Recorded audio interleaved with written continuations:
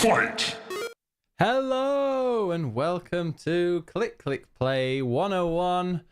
I'm the host with the most. I'm Biggest Bennett. Click Click Play, by the way, if you don't know. If you don't know by now, it's the world's greatest video game podcast in the... No, not just video. It is a video game podcast, but it's the greatest podcast in the world. You're not going to find a better one, even online. So, yeah, this is the best. As always, I am joined... I'm going to make myself bigger. I'm joined, as always, by the one, the only, the beautiful Flighty Broad. Oh shit, I thought you were gonna usually kind of switch it up there. Hi everybody. How are you doing, Flighty? I'm doing all right. I've been spending the weekend setting up my new streaming area. I have a bunch of like dead things that I'm gonna be hanging up on the wall and putting on bookshelves. Nice. I'm gonna show off my dirty porn comics in the bookshelf. It's gonna be great. I'm really excited. Oh, that's brilliant. Yeah, not TOS. You just stick it behind. Sometimes I look at people who don't, because I always thought in my head, green screen or nothing. But then I've seen people just with like really nice backgrounds. I'm like, actually, I think that might be nicer. Yeah. I'm very interested. Like, if nothing else, it's just going to be a really nice office area. So, I mean, if it doesn't work, then I have options. Yeah. Nice. And also we are joined by the way, if we do reference it, that just before this podcast, I showed the April highlights video from the stream, including a lot of singing. Here is my Bono to share. I'm Cher, he's Bono. It's Melamanen. Yeah. Woohoo. Thank you so much for now I have to start a podcast with a bright red face. It's not Bono and Cher, is it? Bonnie, is it Bonnie and Cher? No, it's Bonnie and Clyde you're thinking of. Is it Bono and Cher? No. No, it's not. Bono and the guy from The Edge. That would be Sonny and Cher. Bono. It's Sonny and Cher. Yeah, Sonny and Cher. Bono and The Edge made Spider-Man the musical. Bono and Cher sounds like a great duet, if you ask me. Yeah. No one's asking you, Ben. Nobody's asking you. You're just making yourself sound straighter and straighter by the minute. That's what I'm going for. Melum, how are you doing? I'm fine. How did you just came home from I don't know if you call it that, confirmation. A bar mitzvah. You had your knob chopped. Yeah. Very nice. How is it? It was very nice. Woke up way too early. Went to church on a Sunday, which I haven't done in like 20 years or something. Ew, gross. Yeah. And I felt my skin was burning a bit the second I entered the church. Yeah. It's like a force field. Felt like getting a torch, but it's frowned upon now. Well, at least you're home. At least you're back here. This is the church of Click Click Play now. The church of Twitch. Okay. We all preach to the ninja god. Hail Satan. Hail Satan. How about you? That person in the background you can hear. He is a what's it called if you're because you're an atheist if you don't believe in anything. What's it called if you support Satanist? Jordan, how are you doing? Yeah, very well. Hail Satan. A little bit hungover today, but other than that, absolutely great. Really loved your singing. Totally. You're always breaking down boundaries and things because I totally assumed that you'd be a really good singer. Straight and straight. And all that. No, and you have the name in the paper. You kind of take the spoken word approach. You're kind of like the Leonard Nimoy. Yeah. Of Click Click Leonard, Play. Yeah. Leonard Cohen. I always said that. He's the Leonard Nimoy of Click Click Play. Not dead. No, I'll go for Leonard Cohen. No, that's better. Or Yusef Islam, aka Cat Stevens. Bless you. Thank you. But yeah, Jordan, because I'm going to be probably moving to the UK to Cardiff about the beginning of July, so it might be. Is this confirmed now? Are you coming to Cardiff? Is that a thing? Now it's like 90%. Well, I don't have the job yet, but I got an interview next week. Dave has a job. Dave has a job already. So fingers crossed. Can't you just be a stay-at-home mom or something? No, I can't be like everyone in Wales. First. Yeah. I want to stand They out already a have bit. a child together, Addie. Yeah. I can help you there. You should have benefits melon. for Yeah, dogs. no. And Wow. me. Yeah, so Jordan will be coming over for some Twitch sings in person, I hope. Yeah, let's Oh do my it. God. Yeah. You guys have to tell me when you guys are going to hang out so I can fly over there. Yeah. That'd be really fun. That'd be hilarious. Just like a click play in person. Oh, how much man. worse will that be? Even I would fly for that. Yeah. Guys, we have to do let's that. plan that. And Flighty. What are you guys doing in June? I want Yes. to go. Oh, I'm actually, beginning of July it's going to be. I'm moving, but July? Yeah. All right, I'm going. that male yank voice you hear in the background is Andre the Giant YouTube star.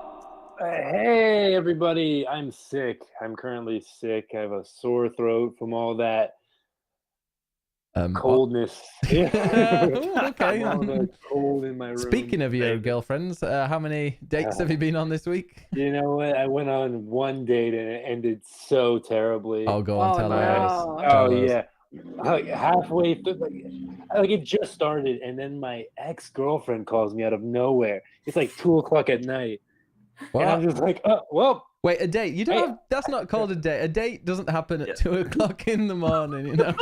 That's not a date. Really? That's where all my dates start. Oh, Yeah, wow. it wasn't really a date. We were at a club together, and then like my ex calls me, and I don't pick up obviously, but then I'm like in my head the entire time. I'm like, hey, you know what? I need to go home early. I'll see you later. Aw. And like I just leave because I'm like still obsessed with my ex. I guess Aw. that's the thing I'll work out in therapy. You know what? I went to a gay club called Therapy, and I'm like, Okay. that's such a cool name for a club. It is. It is. Yeah. Oh man. How was So it? I went to it was great. People bought me drinks. Man, people love me. Yeah. Gay men love me. It makes Oh. no Right. sense. You I'm are totally- absolutely. See, the nomenclature for you is you are an otter. Oh You're yeah. you're a tall, skinny, hairy guy. Yeah, that's what I am. What's Probably Jordan? a- Probably Jordan's a bear, bottom. right? John's a bear. Yeah. Wait, I'm very tall. Does that not help? Could I not be a No, top? you're an otter. My It's ass the is so slenderness. flat. You know, a Yeah. lot of people have complimented my ass. So you know what? I'll take it. I'll take it in more ways than one, if you know what I'm talking Yeah, I was gonna say you strike me as a bottom. about. Really? No, I'm Yes. very guys, come on. My reputation's on the line here. Yeah, I He's a could see power that. bottom. Guys, I swear. Yeah, if anything, I'm a power Whips bottom. and chains Jeez, excite give me him. that. Yeah. Jordan is a Fuck. cub, according to Astral. Oh, A thank cub? you. Oh, Yeah. that's cute. What about Mellum? I'm a twink. We've been through That's this. Yeah. Don't you ever listen, Ben? Oh, he's Jeez. got a bit. God, He's got a bit of man. facial hair, you know. I'm a Yeah, hardly. Yeah. grown twink. I have facial hair. Yeah. This is me full- shaved yesterday. What is it called in Game of Thrones? Vasirus? No. The Those Varys? spoilers. Oh, eunuch? I'm a eunuch. Yeah. Oh, the No, I was the thinking bar about mitzvah. Jordan. The bar mitzvah wasn't I'm a- meant to do that. Got rid of- Jordan's an unsullied. Unsullied is Jordan. Why am I the characters with no dick?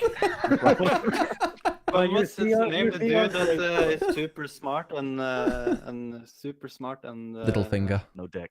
Yeah. No, No, they- Jordan, shut up, Reek. You're Reek now. I I can be just got Rick into and Game of Jordan can Thrones. be that other dude. You reek. I just got into Game of Thrones. I love it. Oh, I've I'm been on really- vacation all week, so I've been watching nothing but Game of Thrones.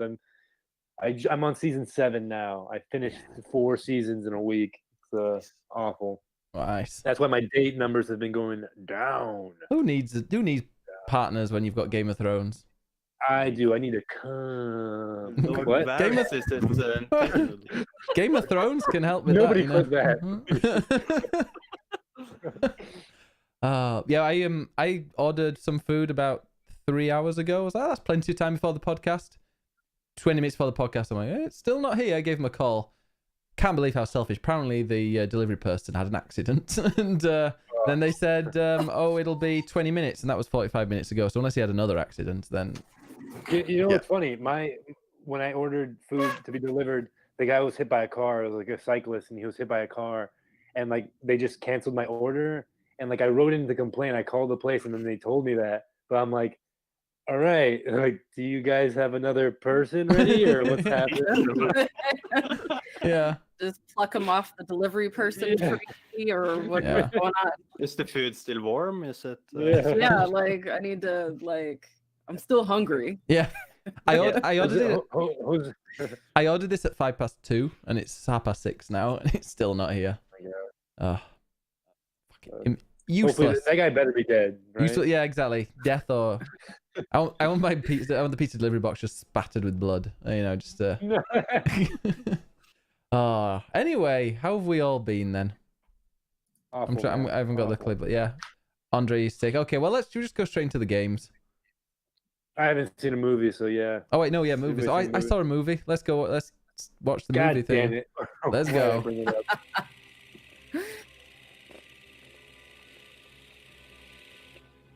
Andre and Friends Movie Minute. Starring everybody besides Ben because he doesn't watch good movies. Okay, yeah, I forgot. Actually, I didn't see a movie. Did anybody else? I've been watching the Endgame now. Is it still too early? Sorry, Melon? Oh yeah, Endgame was dope. I loved Endgame. I Can we didn't. spoil it, or is it too early? Too early, I think. I haven't seen it yet. Maybe when it's out of the cinema. I think that's like a good thing for a movie. You can like talk about the ending when it's no longer in the cinema. That's a good idea.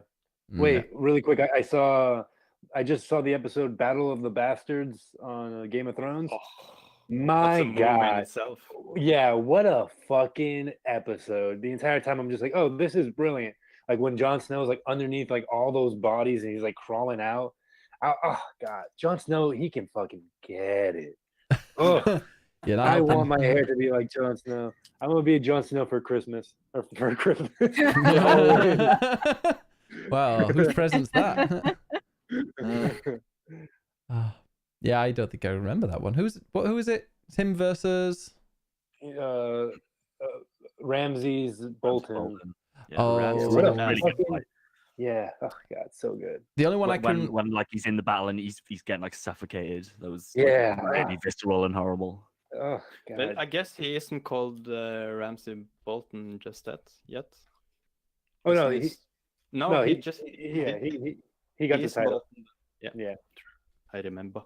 Oh, I remember the amazing. I think the most horrific one still for me is that bit where he puts his thumbs in that person's eye and then their head explodes. Everyone told me I look like him. Like what's his name? Oberyn. Oberyn. Oh, Oberyn. Yeah. Yeah. Oh man, I wish I looked more like him. He was so cool. He was like fucking everybody. I was like, yeah, man. Yeah. This guy's like man, woman. He doesn't give a fuck. Oh, so cool. Yeah. Yeah. And then he gets his head smashed open. Which will eventually happen to me one day. Who knows? As long as you get your fucking in first, like it doesn't matter. Yo, he lived his best life. I would be okay if my head smashed open if I got to. Oh wow. Flighty, have you seen any movies lately? Shit. Let me see. I recently watched the entire The Purge series.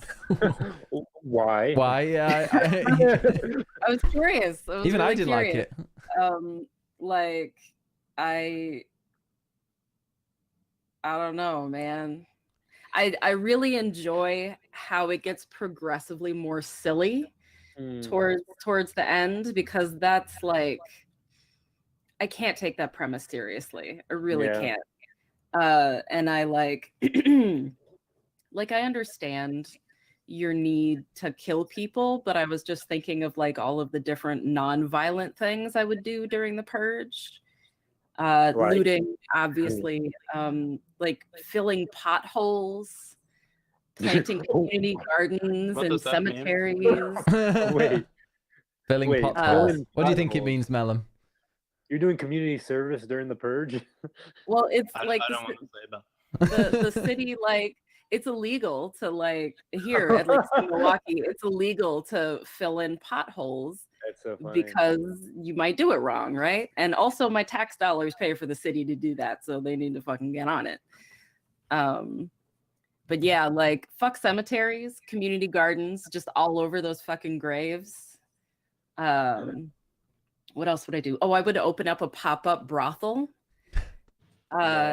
And like get like a bunch of like locally sourced bouncers, and like everybody would get paid equally. And no, that's the purge, baby. I'm taking what's mine. That's what the bouncers are for. That's not fair. Take them away. What do you mean it's not fair?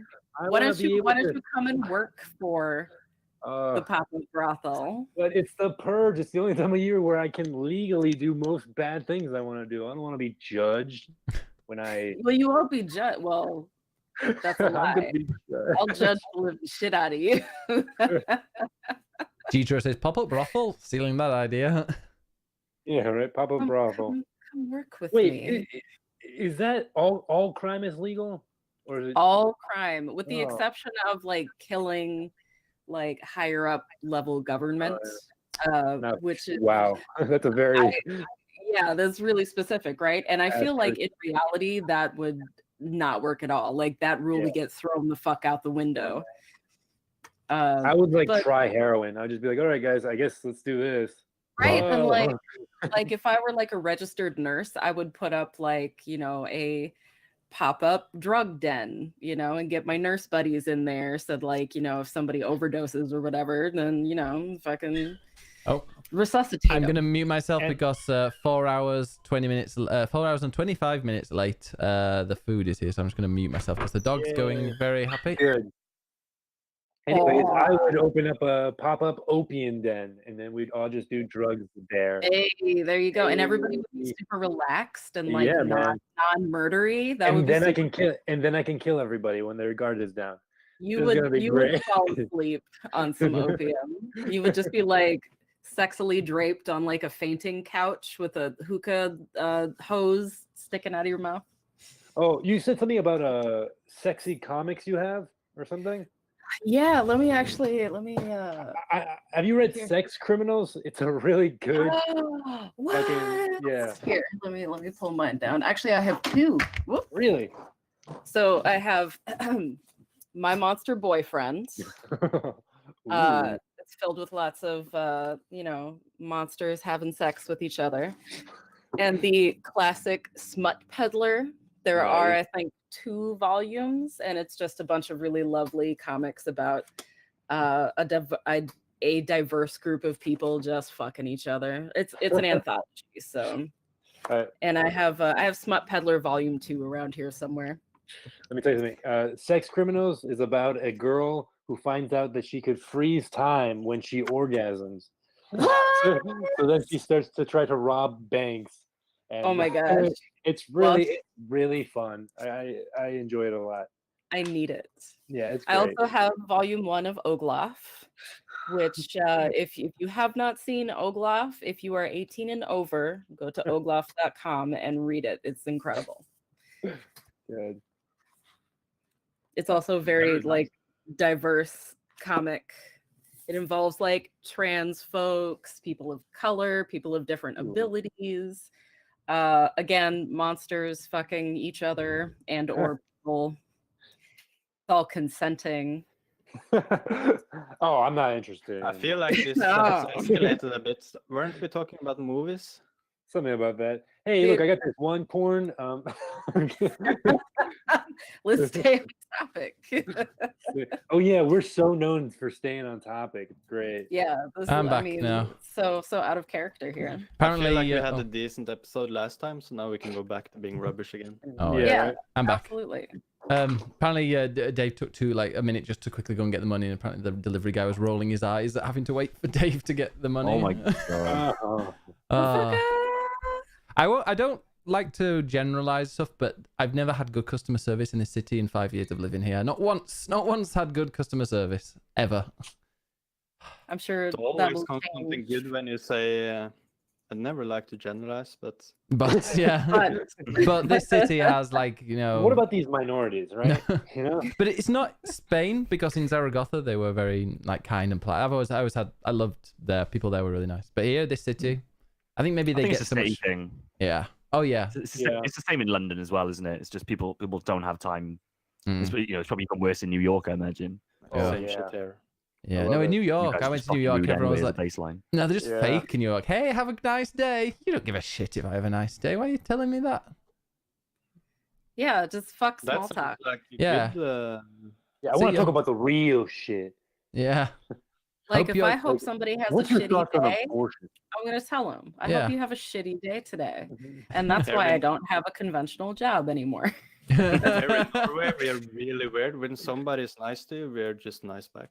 It's super Wow, that's really lame. Yeah, I can't do that. When I first moved here to the Midwest, I moved to Milwaukee from Denver, and wow. my first day here, I was just kind of walking down the street checking out the neighborhood that I was living in, and this random person who was walking the opposite direction as me just like looked me in the eye and smiled and waved at me, and that blew my fucking mind. Like, who I don't know you. Why are you smiling at me? Fuck you. And then like just like a friendly little wave, like an acknowledgement. And I'm just like, fuck, what do you want? What do you want from me? When I first moved here to Spain, like something that I noticed was people make eye contact all the time. Like you'll be on a train, and sometimes they'll just stare at you for a while, but they're not afraid of making eye contact when you're walking in the street, and it's just like a thing that people do. It's gonna be so weird going back to the UK. Because sometimes you look at them and you're like, oh, that person's attractive. Yeah, we don't look at each other. No. Yeah. But also like you go into an elevator and they like say hi, and then when you leave they say bye and stuff, even though you've never met them before, which to me is just like, what? Oh, do I am I Have meant a to know nice that person? day when you part ways, and I'm just like, Yeah. I don't know how I feel about that. Hope you have a shitty day. But Norway doesn't. Norway, oh, I love Norway. Norway's great. Norway doesn't. Nobody there acknowledges that you exist. It's great. Oh, wonderful! I love that. And they're so quiet. But when we're at the mountain, or if we're out jogging and we meet somebody else jogging or trekking or whatever, then we say hello. That's the only time. Climbing those glaciers. Nice. That's interesting. Oh, you know what? You know why I think that is? Why that might be? Because just in case you get like lost in the wilderness, and then like people remember that you were there, you know? So then like when you contact the park rangers or whatever, you can confirm that you saw them, and then they can send out the search party. That makes sense. Gitro says, I love Denver Nuggets. Is that like KFC? Hey. It's a basketball team. Is it? Oh, never mind. But, you know, it's yeah. also a weed state. Yeah. Is it? I like nugs. Give me them Denver nugs. I went to Denver earlier in the year. It was fucking lovely. It's like the best place I've ever been. Yeah. Oh, it's beautiful. I miss it so much. Yeah. All right. Are we going into the games section? Yes. Sure. Yes. Games. Fuck it. Your time to play the game. It's all about the game and how you play it. All about control. And if you can take it, it's all about your debt. And if you can play it, it's all about pain. And who's gonna make it? What games are you playing, you complete set of bastards, you? All right, this is a video games podcast, so I suppose we should really talk about video games. Only like 30 minutes in. Yeah, 20, 25. So I have this cartoon porn. Cartoon porn. We were talking about porn comics while you were getting your food. Oh wow! Oh, is that what the thing that you were holding up to the screen was? Ah, Yes. nice. I don't have any porn comics. I've got a Zelda comic in Spanish, if that counts. Oh god, Ben. Only if you jack off to it. He does. Yeah, I do. He does. No, don't have anything exciting. Oh yeah. So games. What games have we all been playing? Are we all really balls deep into Days Gone? Are we loving that? Jordan? I'm not loving it. I'm probably not even liking it, but I am balls deep in it. Wow. I could say happens, something. I guess. Ask Andre. Yeah. Hey, man. Yeah. But only late at night. Yeah. Very relatable. Yeah. Let's talk Days Gone. So kind of similar to what I said last week. Like the game is totally flawed. Like the story stuff I hate. I've got to the point where I'm kind of playing this like I tend to do with a lot of big open world games like this, where the story doesn't cut it. I've muted the voice acting completely. He's muted it. Right? Okay. And I'm skipping every single cutscene. And I'm just playing Spotify over the top with just really loud metal music and riding around on a motorbike, and that's really improved my my experience, I find. the game is best when the mechanics come together and it's emergent and it's a survival game. But they've just made so many stupid decisions with the gameplay that it can never really be a survival game.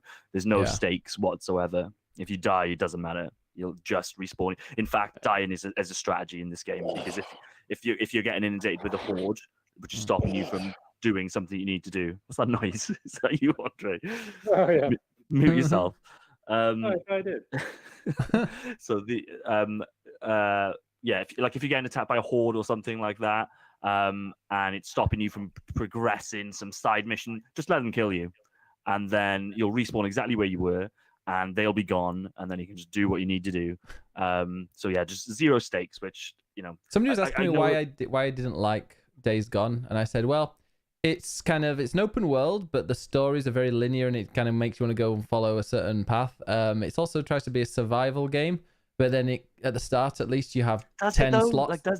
I don't even know if it is trying to be a survival well, game, like craft, with the crafting and stuff. But then it tries to. It gives you 10. Yeah. You've got space for 10 scraps and 5 bottles or 10 bottles or whatever. It isn't It isn't really a crafting game. Like, well, they've tried to emulate The Last of Us by having by littering the environment with resources, but you don't need to pick them all up. It's trying to encourage, when you're in combat encounters, for you to kind of move around the battlefield, pick something up, and use it on the fly. But that works in The Last of Us because, one, it's a better made game, and two, it's a fairly linear experience. So you're not necessarily kind of trying to, we're conditioned in these big open world games to pick up every single resource and want to kind of build up our supplies, and this game just doesn't let you do that, and it doesn't feel very rewarding because of it. But yeah, you just like early on, I just had to teach myself, actually, you know what, like, you just need to ignore pretty much everything. Like, I barely search bodies, I don't search the cards, which is a real shame, because I think the world is really well made. It looks really nice. There's a game in my head that this could be, and it's really fucking good. Just get rid of all the story. Like, get rid of all of it. I hate that actor that was in the Star Wars game as well. Get rid of him. I'm not sure why he's in this. Get rid of all the story. Let you create your own character. Make it co-op online. Have the same world, the same mechanics, but you can actually collect resources in the field, which you can then take back to bases to sell, buy new equipment, upgrade your character, that kind of stuff. Give me lots of inventory space. I know Destiny then. I know with inventory you can increase it, but it just starts. So I can't believe there's 10. You've got 10 slots for scraps and 10 slots for some like cogs that I've always had full. Like, the amount of times I've opened up car bonnets and gone to places, and it's just like, yeah, your inventory's full. Your inventory's full. Yeah, just don't do. You're not like that. But if you're having a lot of one thing, does it mean it's something wrong with the game, or does it mean you just don't upgrade the things you should upgrade because you have too much of that thing? You don't use any of those materials to upgrade anything. The only kind of upgrade to build and to make stuff. Not in this. So obviously that no. Well, yeah, you can. When you say build, so you can craft that. You can, Molotov cocktails, suppressors. You make everything for your stuff, and you can, And you have to do that all the time to maintain all the. It's like, for the way I level up in this game, it's just I find a herd and I just throw a lot of grenades, and then I farm all the bodies to make new grenades, and then I find a new herd, or just go 100 meters back and go back again, and then I can take the same herd again. Oh, do they respawn? It's a broken game. Yeah. Oh, I didn't know that. Super stupid. But yeah, I understand your that you like compare it to Last of Us and stuff, but this is basically a third person Far Cry, just with zombies.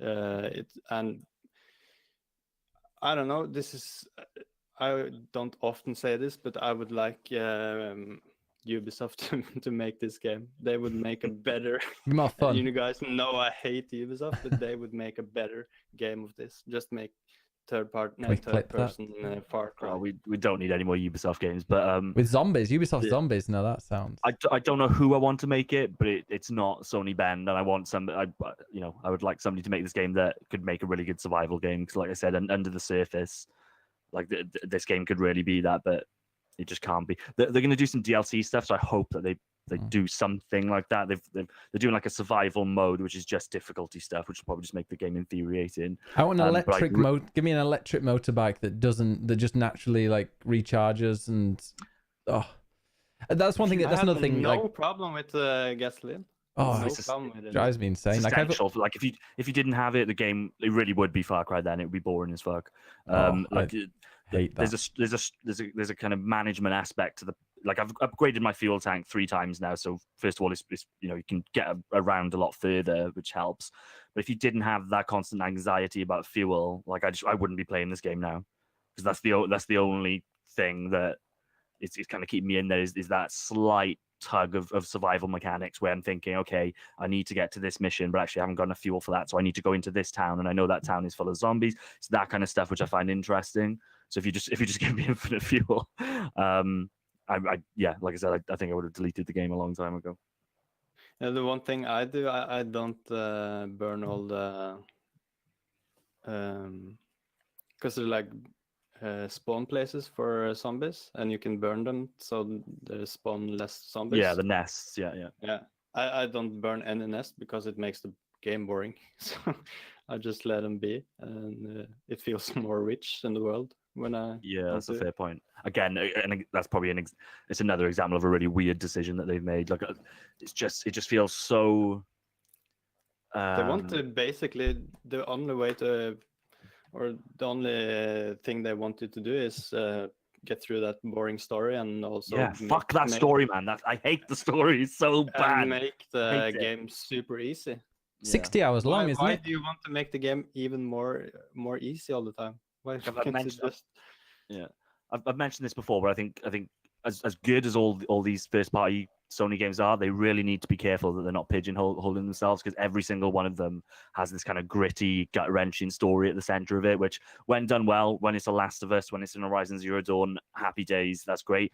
Not every game needs to be that. It's fine to just release a multiplayer game or a survival game where you don't have that story element. They really need to broaden themselves with that, I think. I can agree with that for sure. I deleted it. I was like, I'm not going to play this again. Yeah.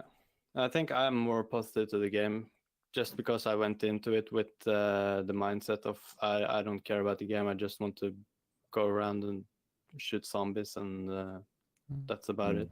And like I'm enjoying myself with it, but like I said, I'm enjoying it despite the game.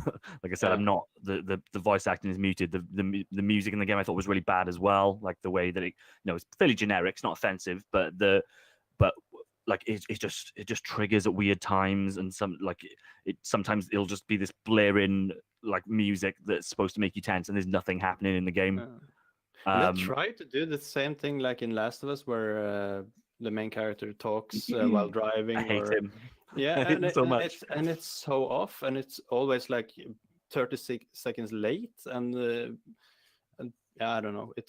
He's a totally different character. Like when you're driving around on your own, he seems like he's about 3 different main characters as far as I'm concerned. That he just acts it totally different ways. Yeah, I've seen that. Depending on whether it's a cutscene, whether it's in gameplay, he just mutters really weird shit to himself. And like I can see what they're going for, but it does not work. It's really, really irritating. I wish he was just all bad and just had a few, like main character in Last of Us. He is like he has been destroyed by how the world is, and he hates everything, and he has small like what's the word when he changes through the story. And he grows during the story, and that's just amazing. That's how you make a good anything. And that's like I'm not creative in that way. I don't understand how to write screenplays and things like that, right? But obviously we all know a good one when we see it, and like I've got to say that's really not an easy art, yeah. So for them just to try and do it in this game, and then they're obviously going to be compared to things like The Last of Us, things like Horizon Zero Dawn, which I think is really underrated in terms of the story. That game has got 3 main narratives that intertwine really well and actually pays off. Like it's one of the few sci-fi games that I think the narrative really ends well and pays off for the player. So when you're getting compared to things like that, they were sent out to die. It should just be a survival game. Get rid of the story, I think, is my review. Yeah. And I love the motorcycle. It's super nice. It's like a emulator. The only thing it's bad, it has the Mario Kart sliding, which is super weird, which you can't do with a big motorcycle like that without crashing. So that's a bit weird. But the other thing, like you have to foresee the pattern of the road, and you have to move your bike like a second before you hit it, so you turn it right. So it's really good. It's basically how they use the horse in Shadow of the Colossus or Last of Us, basically. Yeah, I'm really enjoying the traversal, like going from I enjoy the rides, going from base to base and that kind of stuff, planning my route. I am using the fast travel a lot as well, which obviously plays into the fuel mechanic. You can break the game by always traveling back to that central base because that's got an infinite amount of fuel in it. So if you always travel there, you can fill up there for free and then travel the rest of the distance. Cool. So I'm not Since sure. I don't clear, I can't use fast travel. Yeah, so the nests to stop me from fast traveling. Yeah, that's why I cleared them thinking about it. Yeah. Oh, is it appeal to you, Flighty? Like zombie survival? You quite like those kind of games, don't you? Yes and no. From what I've seen of Days Gone, I don't think I would enjoy that one specifically. There is, however, this last week there was a zombie survival game that was released by Sunday Month. It's kind of a battle royale zombie survival, kind of. So you and everyone else spawns in like a little area. It's called Pandemic Express. You and everyone else spawns in a little area, and you kind of wait for the countdown. And one of the people who spawns in has the zombie virus, and you pass it on to the other players. And when you die, you turn into a zombie, so you can still participate in the game. Your goal just changes. You're supposed to go after the non-infected people and try to infect them. And the reason it's called Pandemic Express is because there's a train that you need to catch so you can escape. And the train like stops at different stops, so you can like get more supplies or Is it like have you played Plague Inc? That clicking game? You're No. supposed to make a sickness that destroys the world. That particular like concept, except in sort of like 3D battle royale form. Yeah, cool. It's in kind of beta, so it's really unpolished. But it has a lot of really fun mechanics. Like if you shoot the ground, it like propels you really high in the air. So you can like kind of soar over the trees in the forest, and you can like jump on the train that way. When you turn into a zombie, you get to pick perks. So you can be like an exploding zombie when you die, or you can be a super stealthy zombie. Is it a spitting one? I'm not sure. Probably not right now. For some reason, every zombie game, when there's the only range mechanic they apparently can have is either vomiting or spitting. I'm not sure. I wasn't watching the footage all the way because I was busy writing, but I think as a zombie, you can pick up guns. Oh, amazing. and like kind of do like the sort of like knockout mechanic, and then you go up and you swipe them and give them the virus so that they turn into zombies with you. Oh, it's only €8 as well. Yeah, they since they just released it, they have like this sort of really accessible pricing, and you get like a free extra copy so you can give it to a friend, and then you both can play. Oh, wow. I was thinking about doing that just because I love Sunday Month. They made Diaries of a Spaceport Janitor and a bunch of other. I think Sunday Month published that truck jumping game where you jump from truck to truck. Cluster Truck. Yes, Cluster Truck. They published that one, and they just do a bunch of really neat indie titles like that. Cool. So, yeah, I'm kind of really excited about that one. Again, it's still in its early stages, and like balance is kind of an issue, and like it seems to be really easy to kind of for everybody to turn into zombies fairly quickly. But like, for such a low and accessible price to begin with, I think it's probably worth it.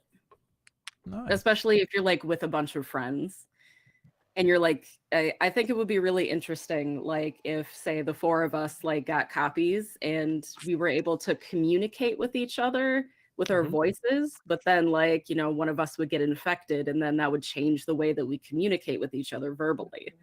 So I think, yeah, I'm gonna check that out and see how it works out. Hope you're gonna stream it. I just have a thought about.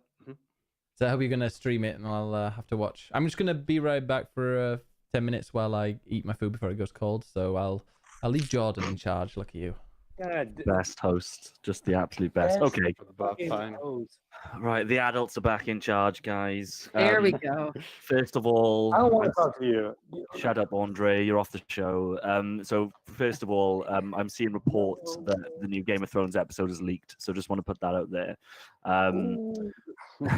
So anybody in the chat that kind of knows about that kind of stuff, if you want to validate that for me, that would be great. Yeah. Let me know. Bam and Dennis. You got this. No spoilers, obviously. Cool. Okay, so video games then. Where were we? So we've talked about Days Gone. Ben's not here, so we can't I just had a thought about what Flyer was talking about. go for it. Because like I do this same thinking, but I just had a thought now. Like with so many games coming out and like VR and multiplayer games, and it usually gets critics of being unbalanced. But I was just thinking, of course, most of the games are balanced in that all of the players know how to play the game and are fairly good at it. So the first couple of weeks, everybody will be pretty bad, and it will feel super unbalanced. But that's just organically, of course, because it's balanced on being fairly good at it. Yeah.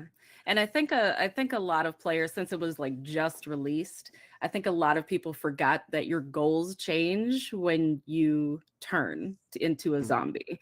And I think like that's not really a common mechanic, that like once you get eliminated from a battle royale, like you can still participate in the match that's going on. I think that's a really, really cool idea. Because it's always frustrating, like when you're in a battle royale for like 2 minutes and then you get eliminated and then you have to like go to another lobby and wait for a new game to start. Yeah, definitely. Cool, interesting stuff. Flighty, I want to come to you because you've said that you're playing a game which sounds very interesting to me. I love a bit of Lovecraft. You're playing Cthulhu Saves the World. Talk to me about that. Yes, it's a very, very cute, tongue-in-cheek sort of top-down JRPG-ish thing. The premise is that you are Cthulhu. You rose from the depths of the sea and you were ready to destroy existence. Of course you were. But then some asshole sorcerer decided to meddle with your plans and he seals your world-destroying powers away. I So hate you it when that shrink, happens. right? Exactly. It's typical Saturday for me. So you shrink down to the size of a human. You're still like a betentacled, bewinged, green, hideous creature. But you find that in order to get your powers back, you have to be a true hero, capital T, capital H, and save the world. I love that. And that's how you get your world-destroying powers back, and that's how you can finish your original intention. So to get your evil powers back, you need to prove yourself to be a hero, essentially. Yeah, is that the yes, a good guy. Like that. It's very tongue-in-cheek. It breaks the fourth wall a lot. It's not serious in any way, shape, or form, and it takes a lot of the tedium out of those sort of top-down RPGs where like there are random encounters, but each map is limited to 20 random encounters. You have the option to turn that off if you like, but like it's the perfect amount to kind of level you up for the next boss, but still make it challenging. That's cool. So when we say top-down RPG, are we talking like classic Final Fantasy style? Yeah. You have like, 4 like little sprites following you around. Like towns and things like that, or is it more a kind of a linear? Yeah, you like, there's like a little like round town on the world map, and you like walk onto it and it like opens up a new map for you. Yeah, it's really cute, and it's been sitting in my Steam library for years and years, and I've finally gotten around to playing it, and it's a really adorable and funny experience that I recommend so far. Is the combat Final Fantasy style as well? Yeah, it's turn-based. Okay. So one of the companions that you acquire is a magic talking anthropomorphic sword named Sharp. Like that. Yes. And his walking animation is so funny because he floats, but he still like moves his little sword shoulders like he's walking with legs. I can't handle it. It's too cute. So. It seems like it's quite a witty game. There's two things that you said there that I find really funny. The whole conceit thing about Cthulhu having to be a hero to get the evil powers back to destroy the world. I love that. Yeah, exactly. A sword. What was the sword's name? Sharp. I love it. Yeah. I love that. Was it made by a British team by any chance? I'm not 100% sure. I'll have to. It was made by two fellas. They actually recently released another sort of tongue-in-cheek RPG thing that I can't remember the name of right now. Astral Princess something or other, I think. But yeah, strongly recommended. Very funny. Does not take itself seriously in any way, shape, or form, which is really refreshing because I just got off Dishonored, which is very fun, but it does kind of take itself a little seriously. Not too much, but it's a totally different tone. So palate cleanser. Exactly. Yeah. Ray, talk to me about Katana Zero. Katana Zero is the best game ever made. It's incredible. I still haven't beat it. I really think you guys should play it. I think it's very fun. I think it's very cool. I think it's very funny. The story doesn't seem like it's going anywhere, but I'm totally okay with it because it's just a fun game to look at. It is like a Hotline Miami, but you're a person dressed up as like samurai cosplay, and you go around killing a bunch of people with guns. You can hit back bullets. You can slow down time. I just unlocked the ability to like jump across the screen in like a second. And man, that game is great. It's so interesting. I want to wait until I beat it before I tell you how the story is, because right now I'm enjoying it, but I really enjoy those kind of just when you beat it, it makes no sense. I'm like, wait, what's happening? What just happened? And then having to like research it. Is there like a story you follow that you can follow? Yeah, it's like this. There's like this drug that your character takes that gives them the ability to slow down time and become a cool fighter. But like in the process, it starts to take away. It starts to fuck up with time with you. Like you start to see into the future, and you start to like see into the past in a weird way, and other people's past. And like you kind of don't want to take this drug, but your therapist that you go see after every mission is kind of just like injecting it into you. And like the dialogue options are like really interesting. Like I want to replay it because you can play it as like an aggressively like, I don't give a fuck. Like nobody can talk. Like you can interrupt people at any point, and they respond like you interrupted them. Like you have a few seconds to interrupt before they finish talking, and you can interrupt them. And be like, "Shut up! Just give me the drug." Like I guess that's like a good way to speed run the game. But like it switches up like what happens in the game. Like at the beginning, the first level, I heard somebody talking about this. I never really tried it, but you go to a front desk of a hotel, and the girl at the front desk is like, "Oh my god, like why are you dressed like that?" And you can just interrupt and like, "I need to go to the penthouse suite right now." And she gets like, "Hey, I'm sorry, you can't. I need to go to the penthouse suite right now." Like, "Okay, fine, right this way." And she lets you in. But cool. Then like once you come out, like she's called the police because like everyone died up there, and now like the police are there, and it makes it harder. But if you stay there and talk to her, like, "Yeah, I'm a cosplayer."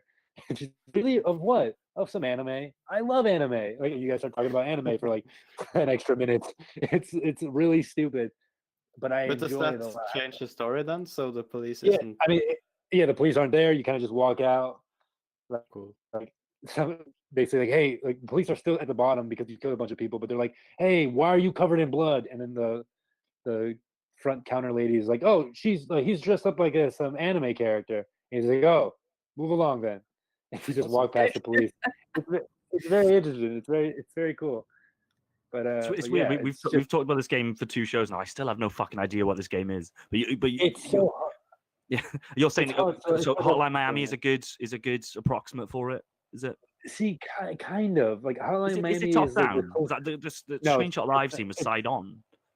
yeah, it's side on. That's like the biggest difference. It's like it's side on, and you're like usually going up like a series of stairs and stuff, or just like rooms that are adjacent, separated by doors that you just burst into, and then like it's oh man, it's just I really recommend it.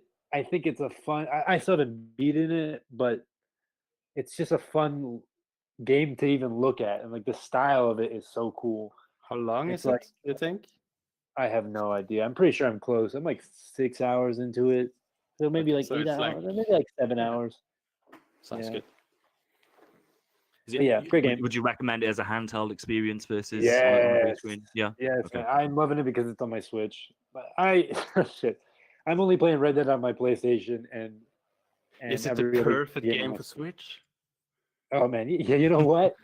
I think I'm going to be the first to say this, but I think this game will be perfect for Switch. Whoa. Aren't Another game that will be perfect for Switch. I've been playing a little bit this week. I only played like 30 minutes of it. Star Citizen. Oh god, Oh, yeah, we mentioned So- it. So Star Citizen's been a bit of a running joke on this show ever since Manny was on the show, and he clearly had a lot of love for it, and me and Ben just totally disregarded it and told him it was a pyramid scheme, which I still believe. But they've done a kind of a free week. I think it's still ongoing actually. I think it's maybe running until tomorrow.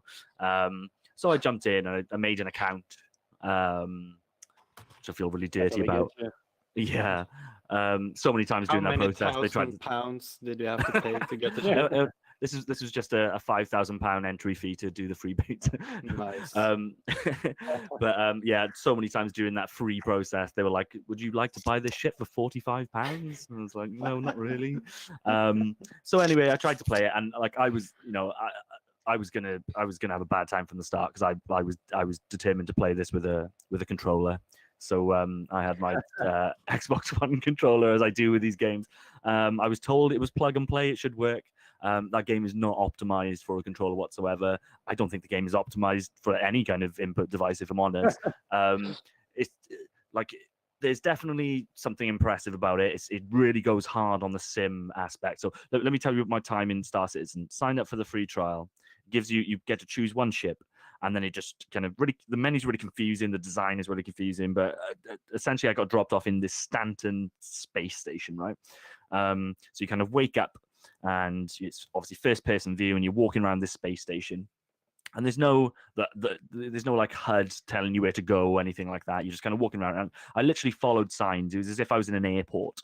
I was physically looking at signs on the wall, which took me to a place which allowed me to find my ship. And then it told me my ship was in Docking Bay D on a certain level. And then again, I had to You go and have to physically show me find sometime them. because I have so many ships in that game, but I never found one.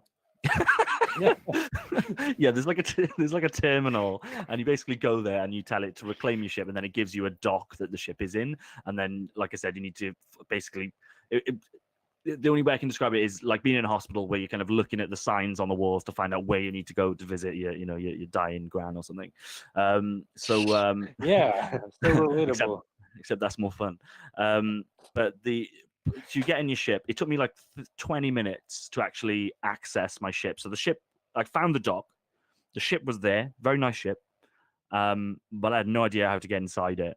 I could interact with a door on the side and that would open, but it was kind of like too high for me to get in. I was trying to jump and do all sorts, and I couldn't get in. And then eventually I worked out that there's another door at the back of the ship which has a ramp which allowed me to get on. I physically then had to close those doors. So I'm loving all this. I like this kind of simulation aspect. Elite is really good, but Elite kind of cuts out all of that stuff. You're essentially that ship. You're I not. quite like the idea You're of not the person. I quite like the idea you're of the ship, not the following signs around to get to your stuff. That sounds kind of immersive. Yeah, totally. I like all that. So I managed to find the cockpit. I took off from the space station. I couldn't work out how to go forward really. And then I was just kind of mashing a combination of buttons, and one of them, or maybe a combination of more than one of them, clearly is mapped to the self-destruct option. So I had a 30-second countdown on my screen. So then I was just mashing the buttons again to try and stop that. There was no way for me to stop it. My ship exploded about 10 meters away from the spaceport, and then I uninstalled the game. So Amazing. really good. You can see where that $300 million dollars was spent. It certainly wasn't on effective UI or good controller support. You probably lost that ship now, and you have to buy it again. Yeah. That's probably and they put Did you get those there insurance? because people have to mash their keyboard to fucking fly this in this game. So they know it's like 50-50. He's gonna destroy it. I paid £50 for that game. And I got and it came with maybe in 60 because it came with the story mode. And I thought, okay, it's like with story Squadron 42 story mode. I was like, okay, at least I can enjoy a bit of the story mode. This was like 3 years ago or 2.5 years ago maybe. Downloaded it and they're like, story mode coming in 2018 or late 2017. It's still not out. It's due out in late 2017 when I bought it, and it's mid 2019 Super still. prepaid. And also I went in there and were there any NPCs in the hub area, Jordan? Yeah, so I walked into a shop, and it was proper like Uncanny Valley stuff, like the shopkeeper. There was something about the voice acting or the animation that seemed a little bit more naturalistic than you typically get in a game like this. Okay. So that was kind of cool, but also kind of weird. Yeah, they didn't exist But when they I were just went and selling played loads it. of guns to me, and I bought like a really powerful handgun. Nice. But I had no idea how to equip it or to do anything with it. It's so good. Yeah, there weren't any NPCs at all in the spaceport when I went there. And I remember I went to the hangar and I had to look at it from a certain angle, then press a button for it to spawn, and it spawned like on me, and then I had to move and out. But I could like walk through the ship. Like there weren't any sides to actually walk into. It was just a complete mess. And I think I learned how to fly once. No, I don't even know if I got out of the spaceport. I think I just turned it off and was like, oh, play this in 20 years when it works. Oh, I beat you then because I got 10 meters out of the spaceport. So, but you blew up your ship. The 3 times I played this game, I've been in the hangar, and I always see other people because it's multiplayer. Yay! Yeah, there were other people running around. Yeah, and they were just as lost as I was. So we were just running after each other for 10 minutes, and then I uninstall, and then a month after I install again, and I do the same thing, and then. Yeah, I'm going to download it right now. I did it the 3rd time, and after that, I think I'm not smart enough to play this. What's the ridiculous name of the launcher? Because it's got a strange launch. Oh, Star Citizen launcher. There we go. Robert Industries something. Blah Yeah. blah blah. I did make a really good looking avatar. It's got a weird creation system where it seems to me like it's asking you to pick like parents, and then it kind of takes 2 character models and blends it into one to create you, kind of like GTA 4 did. I think it was GTA 4 did that. One of the GTAs. It's GTA 5 online. Okay, yeah. Cool. Yeah. So or Fallout. Yeah. Oh, can I just say I just clicked on Star Citizen launcher. It came up with something like a screen where I can't even. In fact, let me show you it on. You can probably see this on the screen. Now I'll replace you guys with it. It comes up with this sign over here. And nice. I can That's the game. Scroll all the way down if I want, but there's nothing down there. And it says, checking for new data. Exception. Unable to connect to the remote server. Connection attempt failed because the connected party did not properly respond. Warning, could not check for new data. Patcher will not update. Press enter to continue. Huh. $300 million. What a mess. I love this game. Christ. What did they do with the remaining? Snorted it feels it. like they spent maybe like 10,000 on it. What did they do with the remaining money? Oh man, it's insane. Lamborghini, cocaine. Yeah. Went up the I nose.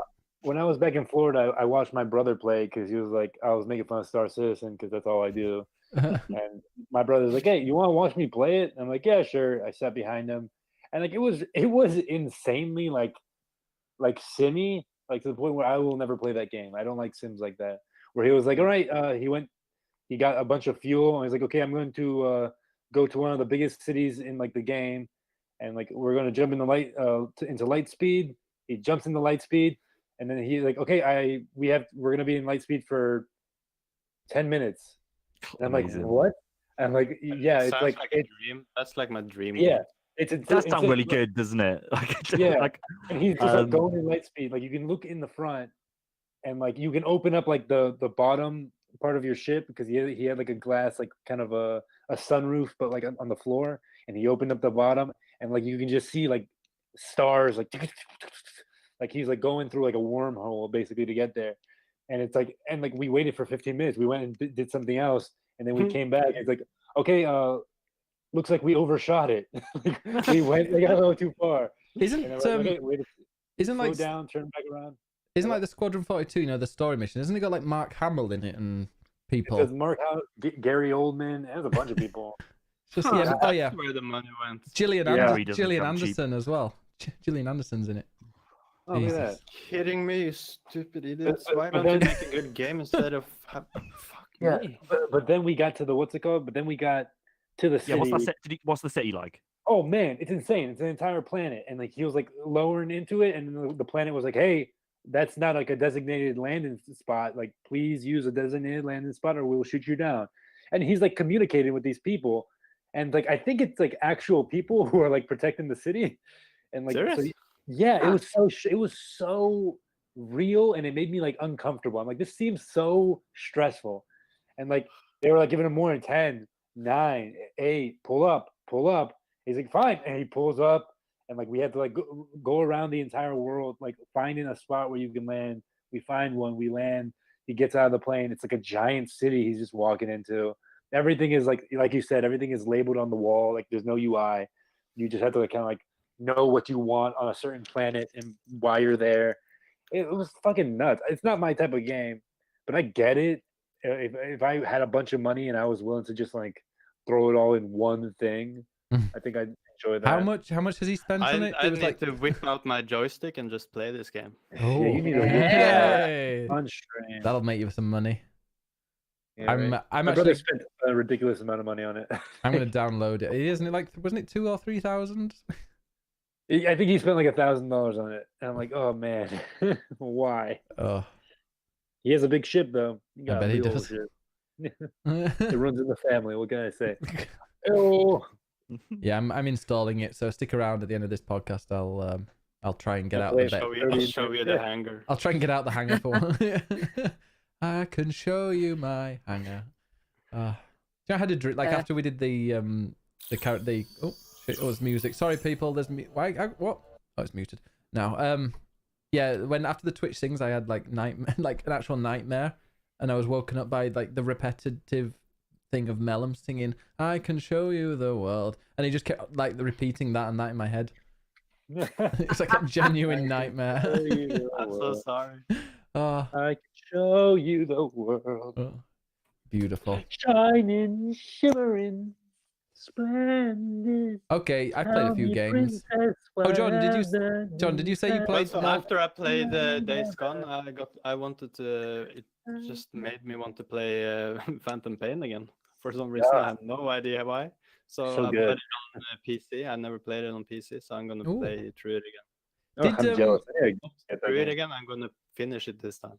Who was that idiot, Jordan, that you commented on Twitter who said that Phantom Pain was worse than Metal Gear Survive? Yeah, no idea. That just kind of popped up my feed. So some guy has done like a ranked list of all the Metal Gear games, so like S rank to F rank, and somehow like MGS4 was in the bottom rank, which I can totally understand. I get it. Like it's not that's not where I would put it. But What's your rank, Jordan? I want to hear your rank right now. Oh, But it's Kojima's finish. It's how he finished the series. yeah. Can't Some argue with Kojima. I'm not going to argue with Kojima. I'm wearing a Kojima Studios top right Oh, now. jeez. I can't argue. I'm in, man. I've bought in, but like there was like MGS4.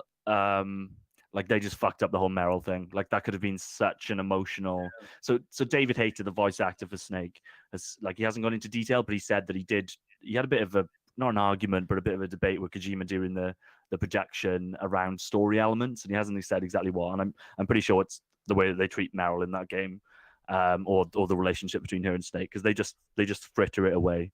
This is probably really in-depth Metal Gear stuff that we don't need to get into, I guess. But I can rank the games if you want. You rank the games, go on then. Rank them.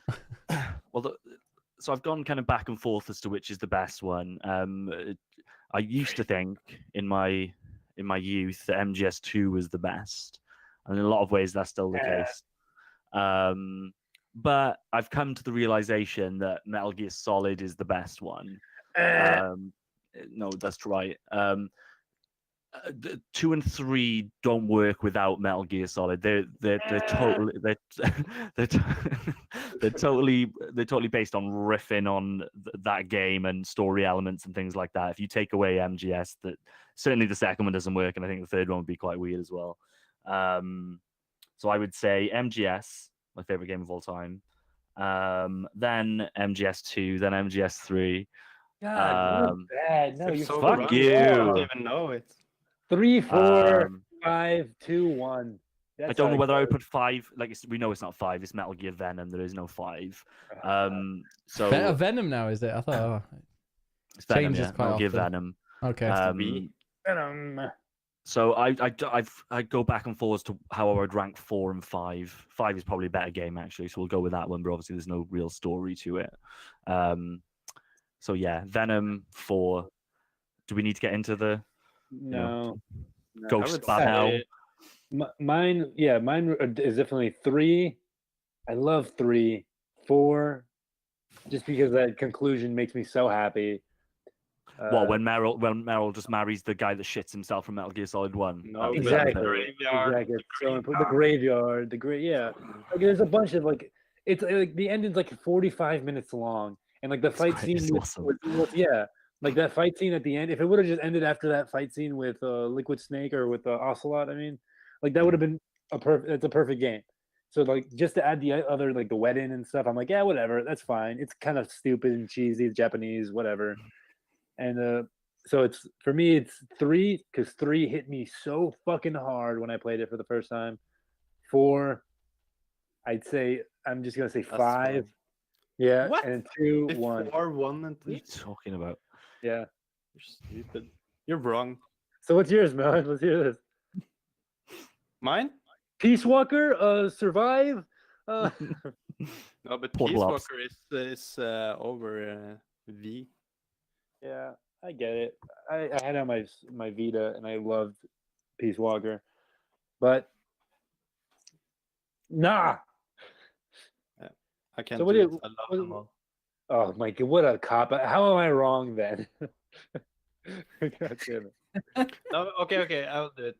3, 1, 2. What is so boring? I get that it was important, and let me tell you something. What is boring? What are you talking about? I played 1 4. after I played 4. Peace Walker. I played V. 2, 3, 4, and I was like, I guess I should play the first one. And I Wait played a minute. Right, rewind. Yeah. So did you just say that you didn't play 1 until after playing the other games? Yeah, after playing 4. You fucking idiot. Like, oh, God. You can't. I had no way of doing it. It was back in the day. Like there was no Don't way play of the other playing- ones until you played the first one then. No. You had no right. Okay, shut up. Illegal. And then I played it on Vita. I played the first one on Vita, and it was great. And I was like, oh, that's a fun game. I can imagine if this game came out. So you played it after the other ones, and you played it on a handheld. Yes, which is Piece of shit. man, that game is boring. Did you wear headphones, or was it just the kind of speaker coming out of the handheld? No, I played podcasts while I played it. Ah! I'm Burn kidding. him. I'm kidding. Ah! You just did everything wrong. It's like you were purposefully sabotaging Metal Gear Solid for yourself. What can I do? What can I do? I recommend watching that 12-hour video I watched on YouTube. 12-hour video. I watched one for 12 hours, and then after it, next day I watched one for 9 hours. Good God. Jeez. I think I'm While gonna we're on skip the- that. While we're on the Metal Yeah, Gear but no. talk, I didn't put this in the news because it's not really news, but so you know the lady that does all the songs for Metal Gear, the one with the really good voice. She Yeah. did Snake Eater. She did, all of those really cool songs. Yeah. So she tweeted out this week a really short video of her in a production studio, and she's coming out of the vocal booth to go and see the producer guy, and he's kind of playing a song, and he's clearly like in the style of a Metal Gear song. But it is not a known Metal Gear song. It is something completely new. Interesting. And like she tweeted out with "kept you waiting, huh?" So obviously I just shit myself as soon as I see it. Really? But now she's not saying anything. I think the tweet even says secret project. So like, look, this. So I've been thinking about this all week, and I was going to spare you guys my theories, but my theories are. It's going to go one of two ways. Either it's something really substantial, like Metal Gear 6, which would be fucking crazy if they go and do that. I really hope that isn't the case. Or like a collection, like a definitive now collection on PS4, PC, all the rest of it. And for some reason, she's had to record a new song. Well, that seems unlikely. Why would you? Or potentially, this is the Blue Point remake of Metal Gear Solid 1. With a new. It's going to be ported. Song? It's ported to Switch. They're going to port the one from the GameCube, or whatever it was, to the Switch. I would. Twin Snakes. No. That sounds fucking awesome. They should make a game about what's that? Paradise, the big explosion in Paradise, where Venom dies. Big explosion in paradise. In Outer Heaven. Yeah. Outer Heaven, yes. Okay, Make let's a get game, away man. from Metal Gear Solid because Yeah. no one's actually Yeah. played Metal Gear Solid, so I don't know why we talk about Wait, it. really quick. Metal Gear Solid 5. I really wish there would have been like a fight scene that took place in your base. That would have been really cool. Well, Just like how you there get- is. There Yeah, is. but that's like such a small, tiny thing. Like Yeah. I thought, like when you were able to walk around and drive around it, I was like, oh man, like this is gonna Yeah. build to something Yeah. catastrophic. The whole base is just disappointing. Like I didn't play Peace Walker before 5. I've played it now, It was like very um, fun. but I was totally relying on 5 to be basically a kind of more robust Peace Walker. And it doesn't sound like it really is. Like that base stuff doesn't really pay off. I just didn't enjoy being there. It's difficult to navigate. It's not really interesting. There's never really anybody there to interact with. Disappointing, unfortunately. All right. Ben, it's your yeah. turn. Yeah. Rank the Metal Gear games, Ben. First is okay. So You've played the first one. I You know. that one. First is I think Metal Gear Solid 1 might be the first. Second, Metal agree. Gear Solid 5. Sure. Third, Metal Gear Solid the one before 5 that's not 4, whatever it's called. The demo. Ground Zero. Ground Zeroes, yeah. And then number 5 is Metal Gear Solid Survive. Mm. I don't know any other So games. So brutal how obvious it is that Ground Zeroes is clearly just a piece of 5 that's been chopped off and sold. Yeah, I quite like Like that. It got me they- into it. It got me used. It was like a demo of it, really, for me. That you paid for. Yeah, and I quite. Oh no, I didn't pay for it. It came with Super smart because they changed the gameplay. It was in PS Plus. Yeah. I remember getting PS Plus. Then about a year later, Metal Gear Solid 5 was coming out. I was like, oh, I think I might have that, and played it, enjoyed it. Do you know what I love about Metal Gear Solid 5 is that even when you're surrounded and everyone's shooting at you and you're there like carrying a body or something, so you're like, oh shit, you probably won't die. It kind of rewards you for panicking, which is great because the amount of times I've been just running out with hundreds of people behind me shooting at me and I'm going, oh shit, and somehow managed to survive. Yeah, it's definitely not a difficult game. You can make it's really layered. So if you want to get like S ranks and things, then yeah, that becomes like in my I wasn't opinion, caring about that. like it's Super difficult to play it silently. yeah. I think it's one. I think it probably is the best stealth game, at least that I've played. Yeah. Like if you play 5 properly and you really go for being undetected and stuff, it's really really good. Looks stunning as well. Splinter Cell 1. Oh, we've got some Splinter Cell talk in the news later. No, we haven't. We apparently that later this week there is Ubisoft are going to announce something about a stealth game, and there's a Tom Clancy game going to be announced or something. I did see that Andre and Melon, you'll probably be interested in this. They've just done some backwards compatibility stuff for the Xbox version of, I don't know, one of the more recent Splinter Cells, and apparently they've upped the Chaos resolution. Theory? No, give me another one. Pandora Tomorrow. Nope. Blacklist. Conviction, Blacklist. Could be Blacklist, maybe. Is he bald in that one? Blacklist I is- played the third one and then No. I just Double Agent. No, it's not Double Agent. Anyway, it's one of them, and like they've just done a crazy emulation job on it. It's like 8 times the resolution of the original game, and textures improved and all that kind of stuff. But So if you're is interested in that one of the action games or stealth games? I don't 'Cause I know. only like the stealth ones. I think Blacklist was the Like, this is like- action. Yeah, the action one. The action games, you know what? They're fine action games. I like Like, that's the Blacklist. crazy Yeah, but I part. don't want to play action games. Then I Exactly. play Well, Wolfenstein. Good point. Okay, other games I've played. I Conviction. finished Red Dead Redemption 2. Conviction. Yeah, you did. Finished the epilogue Yeah, of you Red Dead did. Redemption 2. Woo! Good man. It is a very good game. I wanted to mainline it because I thought there were 9 chapters, but there are 6. So when it kind of got to the epilogue, I was like, oh, okay. Guess that's that. It's brilliant. It's I'm looking forward to Andre finishing it, and then we can talk about where it goes in the game, in the greatest games of all time. Because, like, You can also have like a dedicated spoiler cast on it. I would love that. Oh yeah, a Yeah. review as well. We We, should have a we put it into the list. It's number 2. yeah. I think it's Yeah, a but bit. I want it on 1. I think it's a 1 after playing it like that. Behave yourselves. Do you not think? I need to. Maybe Last of Us 2 will take its spot. Yeah. Oh yeah, that would be crazy if Last of Mm. Us 2 takes. I'm ready to give it to that gameplay trailer. We can just put that in the Yeah. Have you got a console, Flighty? No, Oh. I have plans on saving up for a PS4. Just borrow mine, I It's can for- send mine. if you let me borrow yours, like I have a history. Like a boyfriend that I had in Canada loaned me his PS2, and that's So- in the Still have living room. That's in the living room right now. My stepkids Oh. play on that. Should put that as like a donation goal. I think when you've got a like donation goal PS4, people are like, oh, I want to see Flighty play all these PS4 games. So yeah, that could work. Go for it. Yeah. If But- anyone wants a PS3, just let me know and give me the money for shipping, and I'll give you my PS3 because I don't want it. I love my Dang. PS3. You don't want to play all the Metal Gear games? I don't feel like connecting another system.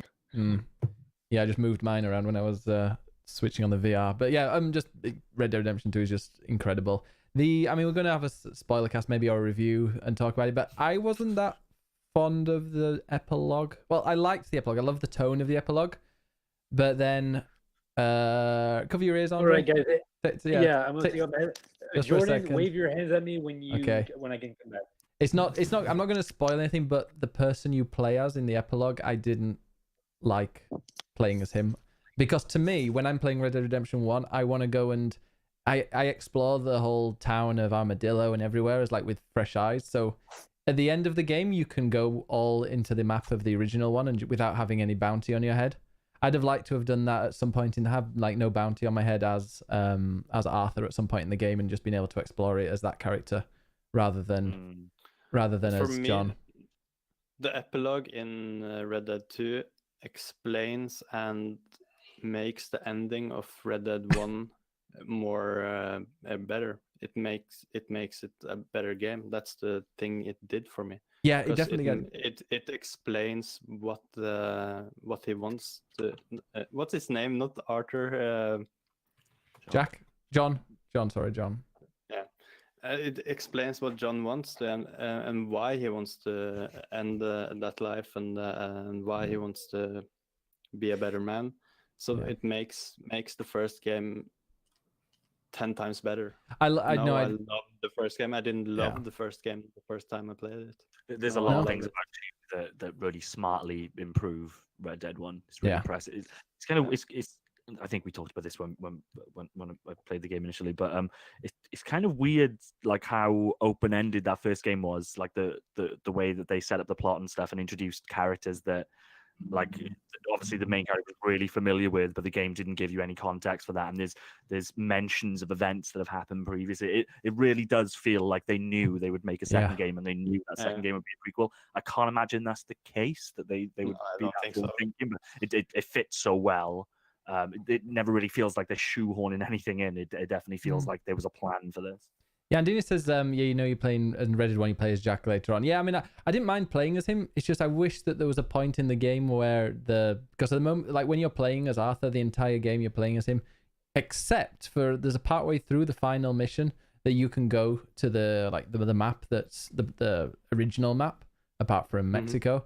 So I would have liked to just been able to explore there as Arthur without having to do it as John. Because I would love to go and, you know, go to the ranch where what's her name is. Yeah. What's her name again? I agree with you, but I think it kind of destroys the story if you do that, because Arthur wasn't there. Yeah, I would. It wasn't part of his timeline, so I'm kind of glad that I went there in the online game, and I might just go back there as when it's online. But it's weird. Are there any missions down there? Are there any missions or side Not missions, with Arthur. or is John at the end? With John, yeah, you go and you rescue Armadillo for sickness, don't you? Okay, I haven't. Yeah, Isn't it something like that. I didn't do it, but the first thing I did was go to that town, and it's wrecked. Like everyone's dying. Everybody thought, like, because there was a zombie DLC for Red Dead 1, so everybody thought like it would be like a zombie infection in Armadillo. That's why everybody is sick, and it would be like a cool way to make a zombie DLC for this one as well. But I hope the story. I don't think it will. Can you imagine if they do that zombie DLC for this one? I hope so. I so hope they do. They're gonna make so much money if they do. I would happily, you know, wait for a port. People glitched into Mexico. It's only partially there. They've mapped it out slightly just so you can kind of see it from across the river, but I think you clip through it when you go there. I'm looking forward. You can ride. I did ride around there. So and I don't know. So they can make some DLC there later. I don't know. Oh, I want to see what the next thing Rockstar. I just hate that it's always going to be. You know, it could be tomorrow that they announce it, or it could be in 6 months that they never or they'll tease it maybe just a few weeks in advance. I want to be like, okay, Rockstar at E3. I can't wait to see what there are, and then I can really build myself up. Instead, everyone's just kind of, you know, sitting on your hands waiting to see what they're going to do. But yeah, I was going to go for the platinum and just like, you know, have a really, really long time with Red Dead Redemption 2, just, you know, playing it a little bit and then slowly making my way to the platinum on that. But you've got to get 70 gold medals on the story missions, which seems okay, but it's really not. Because, I mean, the story missions, there's a lot of cutscenes you can't skip. There's some like things that you can fail within a second, but you might have had 10 minutes. Like there's one where, you know, at the beginning, there's one of the missions where you get attacked by wolves when you're rescuing John. To get the gold in that, you have to kill the wolves without getting hit by the wolves. But three of them come at you, and you've got a shotgun with 2 bullets, so it's impossible unless you quickly. Wow. Yeah, should we end the spoilers so Andre can come back? I think he's we're talking about there.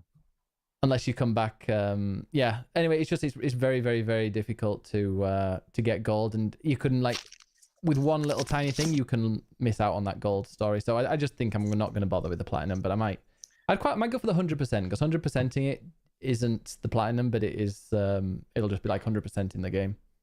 So how well does the replaying mission stuff work? Because I didn't do any of it. The replay is bad because it puts you in with like level 2 or level 3 Deadeye or something like that. It puts all of your skills down a lot. Why? Because it doesn't know what you are. Easy, I guess? Yeah, it's like if you level up your character to whatever max Deadeye and max this, that, and the other, when you go and replay them, it'll put you at what they imagine that you should have been at that point in the game. But why though? Like it's none of that stuff should be game breaking. Yeah. If you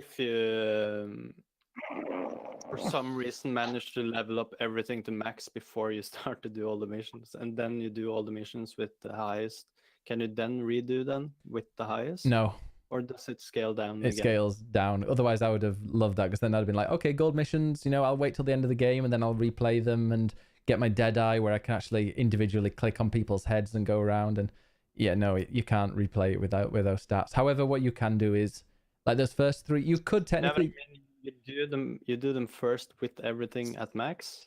What? The first time you do every mission, you just for Yeah. some I don't know how you could do it, but level up everything before. That's what a lot of people I looked on some I've been on trophy hunting websites. I've turned into one of those people. But I went in and a lot of people said just restart the game, get through to the bit where they open up the open world section, and then just forget about the story and go and level up everything. But then before every mission, save it. So instead of replaying the missions, just go and reload your save until you get the gold. And I think that could It's work. a lot of saves. Yeah. Yeah. I have a save with infinite money. I don't Oh. think that you could just grind I your found your a glitch. abilities. I think the game gates that stuff at certain points. Yeah? I Oh. think so. There's cheats as well. I haven't seen any of them, but there's a cheat like there was in the original proper cheats where you type codes in. Oh, you can type cheats? Yeah. I don't know what cheats they Awesome. are, if anybody knows. I didn't know Hope there were it's cheats in flying Red car, Dead. flowing horse. I think it got added later Like because I only Monster. saw that recently. What are they? Guns and stuff, I guess. Is it guns? But Spawn in a I tank. found a chest with a gold brick that I could glitch and open how many times I wanted. Oh, I just love, and I have to keep saying this every time I talk about Red Dead, but give me online on PC with custom servers, like role-playing servers where you can just go around as cowboy, or you can be a merchant and you go out, killing animals and then being able to trade their skins as a merchant. That's kind of what I thought Fallout 76 could have been. But yeah, It will It be was not so that. awkward for me to try to speak cowboy American. well, they've got Norwegians in the Yeah, game, good. Melon. They've got Norwegian, and apparently there's a house you can go to with all the Norwegian speakers. I can be a Swede dude. Oh no. Yeah, there was like all these Norwegian dude, and he went to his house and he talked like this. It's beautiful. Yeah. Other game I Proper. yesterday I decided to load up the VR. I was like, I'm gonna play some VR. Because I hadn't played it in a while. Is there a person called Khalid? DJ Khalid? Is that person? Is that how you pronounce it? Yeah, it's a person. Okay, yeah, it was one of his songs. Like you got into a car, like an old 60s car. It's not a DJ, it says. Oh, it's just Khalid. Okay. But yeah, I got into his car and then he kind of danced in front of his car to his music video. It was that was bizarre. But yeah. How was the game? It wasn't a game. He just sat in his car while he danced in front of you. I thought I was getting a lap dance at first because he was just standing there dancing. He's a fat guy, right? He's a big fat guy. He was quite fat.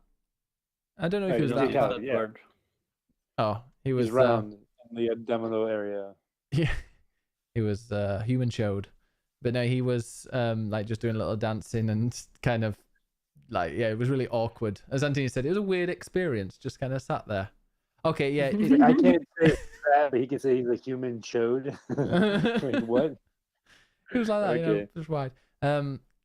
He's called Khalid, not DJ Khaled. That's a different person apparently. Okay.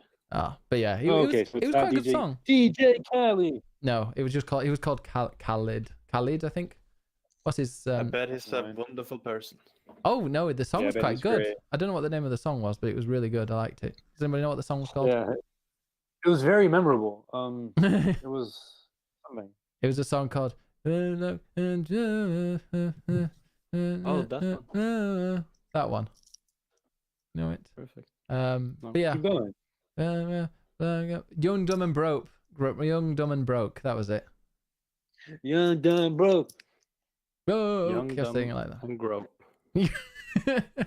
Wow. It was Very quite, much but it my was all life. right. It was a nice. If the song was bad, I'd have been like, "This is terrible." But I was, bopping away a bit, and there was I was in the car, and next to me was the wheel that it was empty in the driver's seat, but in front of the seat, there was a projection of Khalid driving, but he wasn't. Yeah, it didn't make any sense at all. It was very weird. What are we talking about? I don't know, Dave downloaded it when he went on the VR section of PlayStation and just downloaded Yeah, loads of crap. What did I tell you about letting Dave download stuff? He downloaded some crap that there was like some VR game that was for a person with an exercise bike. Apparently, like I was lassoing That's people. cool. Yeah, I was able to lasso people as though I was on a horse and stuff. But they're like, oh, if you don't have a exercise bike, just hold down R2. Okay, but that wasn't very fun.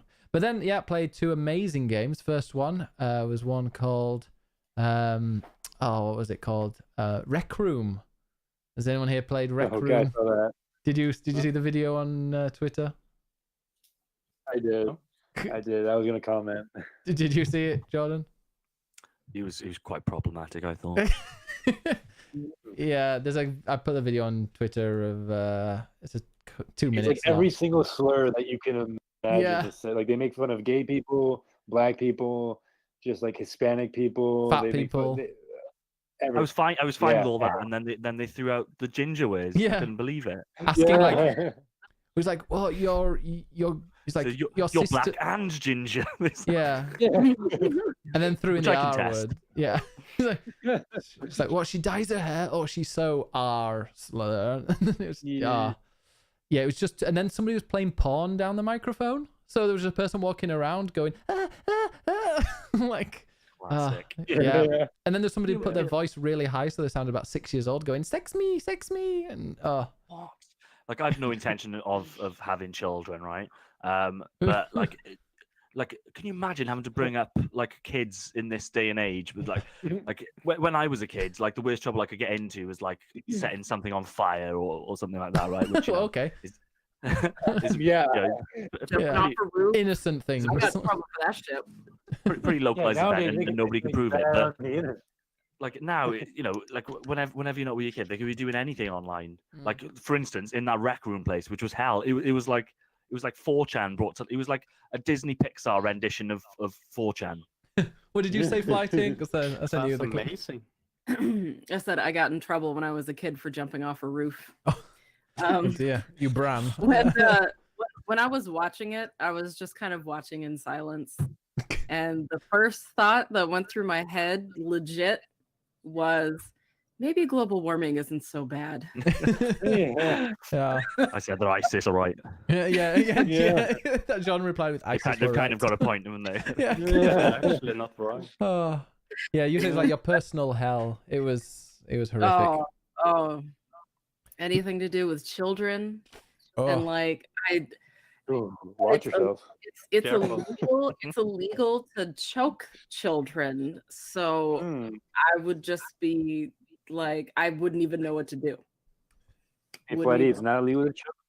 So I'll be right yeah. out. Moving on.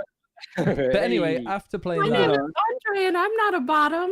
Yeah, okay. Okay. Hey, I like to be disciplined sometimes.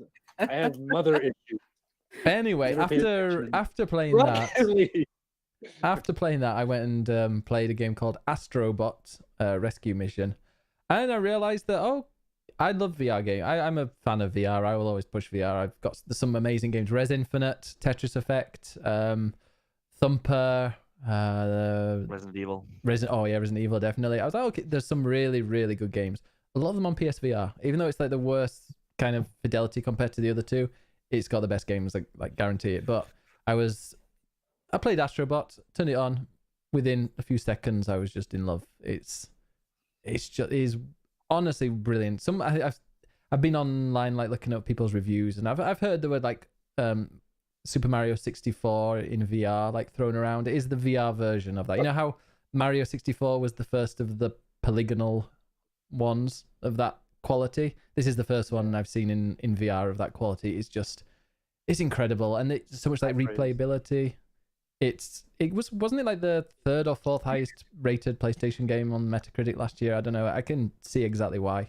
I've just done the first. Is the reason why it's so good because it's a really good third-person action platformer and just happens to be in VR, or does it do interesting things with the format? It definitely, it does that really well. Like okay, so first I'll talk about how the camera moves. Like the camera is static, but as you move forward, the camera will move forward. However, if you want to move back, the camera doesn't move back, so you have to turn around if you need to do that. Oh, that's cool. But there's also kind of, you never get motion sickness at all. Like I never once got it, and you've kind of you're quite high up so you can see it moving around. And it's just like, you'll look at your little character that you're controlling, because you're trying to rescue, it's rescue mission, you're trying to rescue these other Astrobots. And if you're looking at it, it'll something like turn its head, look at you, and just wave at you. And like my heart would melted immediately playing it. But then you go and to rescue these guys, you got to find them, and then you kick them up the arse, and then for some reason kicking them up the butt activates their jetpack, and they'll go into your controller because your controller is like in the game. And then, but there are ones that are kind of easy-ish to get to. At the moment, I've just cleared the first world. It's a bit like Mario in that way, where you've got world 1 with 5 levels, and the boss is the final one. But sometimes they'll be like hidden out the way. They'll be in a cave. You might not be able to see it, so you could technically go and move over and have a look, or you could kind of just guess. A lot of the time, because I'm a bit restricted for space, I was kind of guessing a bit. But yeah, like they use the VR perfectly. There's one bit where you have to like you've got your controller and you shoot it up, or you've got some kind of like fishing hook, or like like a hook on it, and you kind of fire the hook at something that you aim, and you can pull things towards you. Use your head to smash through certain blocks and walls and things. It's just, if you've got a PlayStation VR, this is a must buy, and it's a full game as well. You earn coins and stuff by playing these. I think you get a bonus if you collect all of them, but there's like a hidden lizard, which I've only found one. I need to go and replay them. yeah, another hidden lizard.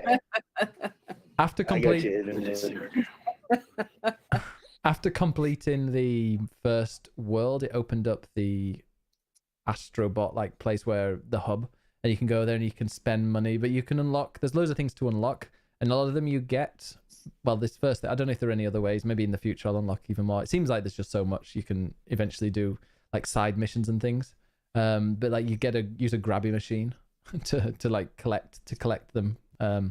It's just brilliant. I recommend, if you want to watch it on my past broadcasts, go and check it out. I played it for about an hour and 15, but I want to go and like replay all the levels again, trying to get every single Astrobot. And then there's one where you speed run it, and you can get like gold on the speed running, and it's so much fun. And right at the end, you fire one of on your touch controller, you treat it like some kind of slingshot, and you can pull one back and then like fling it through these rings and into space. It's something else, that game.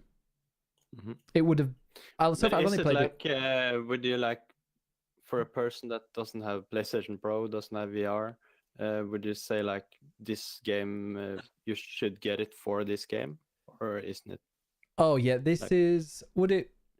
Yeah, you say I should use 10,000 norske kroner to get this. I don't think it's 10,000. Oh, I think if you've got, it doesn't matter about PS4 Pro. I don't think. I'm not sure what the difference is with VR, but because it's got its extra box as well that processes it. But I think PSVR it's not too expensive right now, but there are enough games for PSVR now, I think, that it makes it worth. If you think you're going to play it, and if you're not kind of a skeptic that's not really into these type of things, then I would 100% recommend it. And this is like the recommended. What's happened with the price with PSVR? Is it kind of stayed same, or I've just reduced, seen, or what? Well, I was looking today. It's £250 for the starter edition, but it's £299 for the master edition that comes with Skyrim VR, Doom VR, Astrobot, and with another couple of games as well, which just seems really, really good value for money.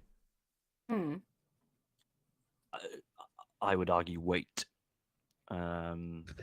I think there'll be a new one. Yeah, I mean, I'm going to get the new one when that comes out. But this one will be, if you want it now, I mean, this one's going to be compatible with the PS5. Yeah. So you're not going to have to upgrade. And yeah, I quite like games where you're sitting down. Obviously, if you're really into Beat Saber as well, is another game that's great for it. I love that, even though there's no custom tracks. But I think they just released some DLC with some EDM, if you're into that.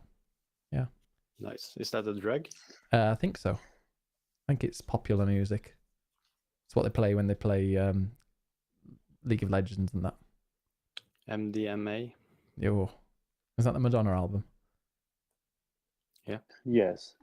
Yeah, absolutely. Quite like a new song. But yeah, Astrobot. When we next look at the top 100 games of all time, I'm gonna fight for that bit of that. I really hope a couple of you guys play it by then, because you're gonna be amazed. Like, you want Astrobot on the list or on top 10? Oh, Astrobot should, well, as it was what it does for VR. I mean, it's the best VR game I've played, and I've played quite a few VR games. Hey guys, really quick, I need to go. I'm late for class. Oh, Mhm. See ya later. See you later. It was Love nice seeing ya. bye. Bye. I'm gonna make movies. I'm gonna make movies. Yeah, I'm gonna make Bye, movies. guys. Yeah, I'm bye. gonna make movies. Bye. We'll talk shit when I'm gone. Bye. We will. Bye. Yay. Okay. Now we can have a proper Now podcast. have a adult conversation. He wasn't adding anything anyway. What? Yeah, but I think when it comes to VR games, this is the best. So Better than Resident Evil. it looks. I can't believe how good quality it looks as well. Resident Evil, obviously, it's very dark. You know, you're in the house and stuff, so it's a little bit grainy, and you get a bit of the screen door effect. I never noticed any of that with this. It just felt really like, yeah. Let's go and move this around. Yeah, it just felt really like high quality, and I couldn't believe it. Some of it, it's like so many little tiny things that, like, I've only played the first world, but it seems like one of these games where they'll keep introducing and adding stuff as you play through it. So I'm going to try and finish it over the next couple of weeks. I've got visitors, Sunshak and Kippenbro, on Wednesday. We're going to play some VR, I imagine, and yes, over the next couple of weeks, I will try and finish it and just see, because it feels like I've only scratched the surface, and they're just gonna. It's one of those games, you know, where they keep rewarding you by adding special things that you unlock. So love it. Amazing. Yeah, I recommend it. If anybody has VR or has access to VR, go and play it. It's brilliant. Tempted, Jordan? Not really. Wait till I move back. We'll play it. Yeah, I'll play it at your place. But I just don't go in for like Ratchet and Clank as an example. Everyone raved about that on PS4, and like I played less than 20 minutes of it and just straight away just knew it wasn't for me. It's just not my type of thing. I was never a Mario 64 guy. Didn't have a Nintendo 64 actually, so I think maybe it's just because I missed all that stuff that it just doesn't resonate with me. No, I mean I didn't play that, but yeah, Ratchet and Clank, I love that game. It's similar to that in the kind of the quality of it and the fun. So recommend it. All right, I think that was it for apart from Twitch Sings. That was fun. You saw it on the highlights video. Okay. Any other games? Was that it? That was it, I think. All right, news time.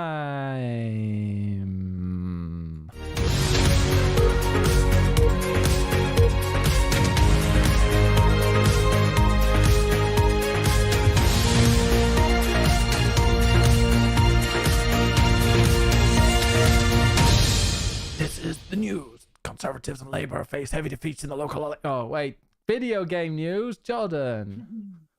So big news this week is that the developer of Rocket League, Psyonix, has been bought by Epic Games. Yay, that'll be good. Huh. Yeah, true. That's true. Yeah. That is a correct thing. That's the thing. Next. I don't think we don't. True. Do we hate Epic as much as gamers hate Epic? No, I love Epic because they make competition with Steam, and Steam needs competition. They have been having a free market for too long. Boom, nailed it, Mellum. Agreed. I think this is a really good fit. Like, I don't know how much you guys play Rocket League. I play Rocket League a lot. Can I just say, just before we move on, because Mellum said about the competition, I love how a lot of people are saying, "Oh, they're only competition because they're putting loads of money in." It's like, well, Exactly. that's how. Yeah, there's no other way that you'd be able to take on Steam without actually. Steam is only Steam because it made Half-Life 2 and then put it behind Steam. So that's it's just business, man. 90% of their money. Yeah.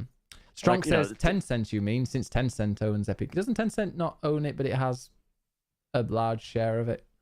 They have 10 cents in it. Stop looking so proud of yourself, Mello. Shame. Yeah, so I've definitely got some skin in the game for this one. Love Rocket League. I see no problem with this at all. Like, it seems like such a nice fit. I can only see good things coming from it in terms of furthering the esport, in terms of kind of bolstering the content stuff that they do. Like, there's the Rocket Pass thing, but it's a bit weird. You have to buy, so you can buy keys, which you use to open crates, right? But to do the pass thing, which I would totally do. Like, if Rocket League said to me, pay us £5 a month via direct debit, and you get whatever you get each month. I would totally do that because I play the game enough and I care about that stuff. But like the way you have to do it now is buy keys, and when that runs out, buy more keys and stuff. It's just a fiddly thing, so I don't even bother doing it.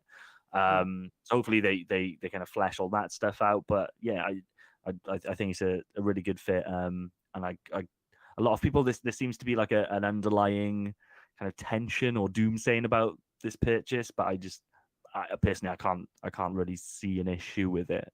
Tencent are a majority owner of Epic Games. Yeah, that's right. A lot of people are I think they're scared of Tencent because they're Chinese, and a lot of people don't. Yeah, there's some thinly veiled kind of a hatred of Chinese people in the gamers sections. You see when the like PUBG was coming out because there's quite a lot of cheaters from over there, but I don't like Tencent. Okay, yeah, they're the massive company. They've like own. I mean, what did Tencent own? Don't they own part of Steam, or they own part of something already? They've just got their hand in pretty much every pie. But there is a lot of hatred for Tencent for some reason. Because are they part of the Chinese government or something? I don't know. I don't know much about it. There's definitely a concern, I think, with the rise of China and that market growing. Like there's as many PC gamers in China now as there are people in the US.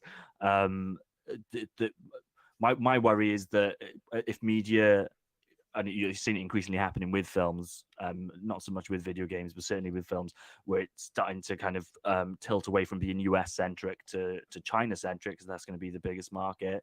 That's all well and good. No, there's no guarantee that US, is the cultural dominant party for all time, I guess. But at the same time, that government in China is very restrictive. There's a lot of censorship and that kind of stuff. I would really hate to think that the films and the games that I'm receiving are in some way watered down or altered because they need to release in China, if that makes sense. Certain themes, so you literally can't, you can't have a game that talks about challenging imperialistic attitudes, that kind of stuff, challenging authority, challenging governments. How are we going to get our edgy third person open world action games if we can't challenge authority? Yeah, you'd hope. Well, how would that impact Rocket League? I'm trying to think. It won't impact Rocket League, I don't think. But all cars are the same. Yeah, all red. But if they put a dick on it, they have to censor it, I guess. I think that's true for us. But do you think that? Do you think though that the government? Do you think that that's what they thought when the Japanese thought when they had to send it to Western sides? Because have you seen some of the games that they allow and some of the stuff that they allow in games when in the Japanese market? And yeah, Japan seems to get away with a lot of shit and doesn't get called out about it. There's a definite some kind of subculture there, which school. What's that? They've even got a name. They've even got a name for. There's like a special name, isn't there, for like schoolgirls that sell their dirty knickers and stuff. I played that game. I played it Yakuza, and it was one of the missions. This dude thought his girlfriend was cheating on him, but it wasn't. She wasn't. She was just selling her dirty underwear to old businessmen. Indeed. I accidentally got into a tweet. I started looking at a Twitter thread of some grown men talking about young, very, very young K-pop or J-pop stars and like getting really into what they like and stuff. And I was reading that going, oh my Jesus Christ, what? It just seemed a bit. Were they really grown? These dudes were like, well, I don't know if they were, but these dudes seemed they seemed adults, definitely adults. Did they have anime pics for their? Yes, yes, they did. Yeah, of course they did. Of course they did. It's a different culture, but it's still a bit weird. Yeah, you're allowed to criticize cultures and draw distinctions, I think. So next bit of news then. Pokemon Detective Pikachu is out and everybody loves it. Discuss that. Oh. Is that movie out? Is it a movie? That's the blue one. It's getting reviews anyway. I don't know what days the films come out. I guess it would have come out on Friday, would it? Yeah, probably like Thursday would have been preview night, and then wide release on Friday. Love that film, man. Really critically acclaimed. People are going around calling it the best video game movie of all time, which I'm sure from a metric point of view is true. One, we all know that Mortal Kombat is the best video game movie of all time, but also, like, I would challenge: is this really a video game movie? Is Yeah. Mortal Kombat even a Isn't it game? though? If Resident Evil counts as there a is a Detective Pikachu game though, isn't there? yeah, I think Yeah. if Resident Evil movies count as video game movies, then this has to count as one. Yeah. Now that I've remembered that there is because like the concept is really abstract. Yeah, this Detective Pikachu thing, that is not what you do in Pokemon games. But yeah, there's a Detective Pikachu game in itself. So yeah, definitely is a video game movie. Yeah, I might go and see it. Yeah, me too. I won't. I've not been like super hyped, but Ryan Reynolds is super funny, and I think Yeah. it's gonna be funny. And it's super hot. which one are you more interested in? Detective Pokemon or Sonic the Hedgehog? Hang Yeah, on. they Before we move on changed, to Sonic, mhm. I just want to say probably one of the reasons why people are loving it is Ryan Reynolds. He's a very good comedic actor, but also his human companion. He starred in a Netflix series called The Get Down, which was about Getting down. basically it was about like the first rap artists and how it like kind of yeah, that one. yeah. The main character in that is the main human character in the Detective Pikachu movie, and he is a phenomenal actor. He's Cool. also very cute, and he is of age. So, Cool. All I ask. just Yeah. saying.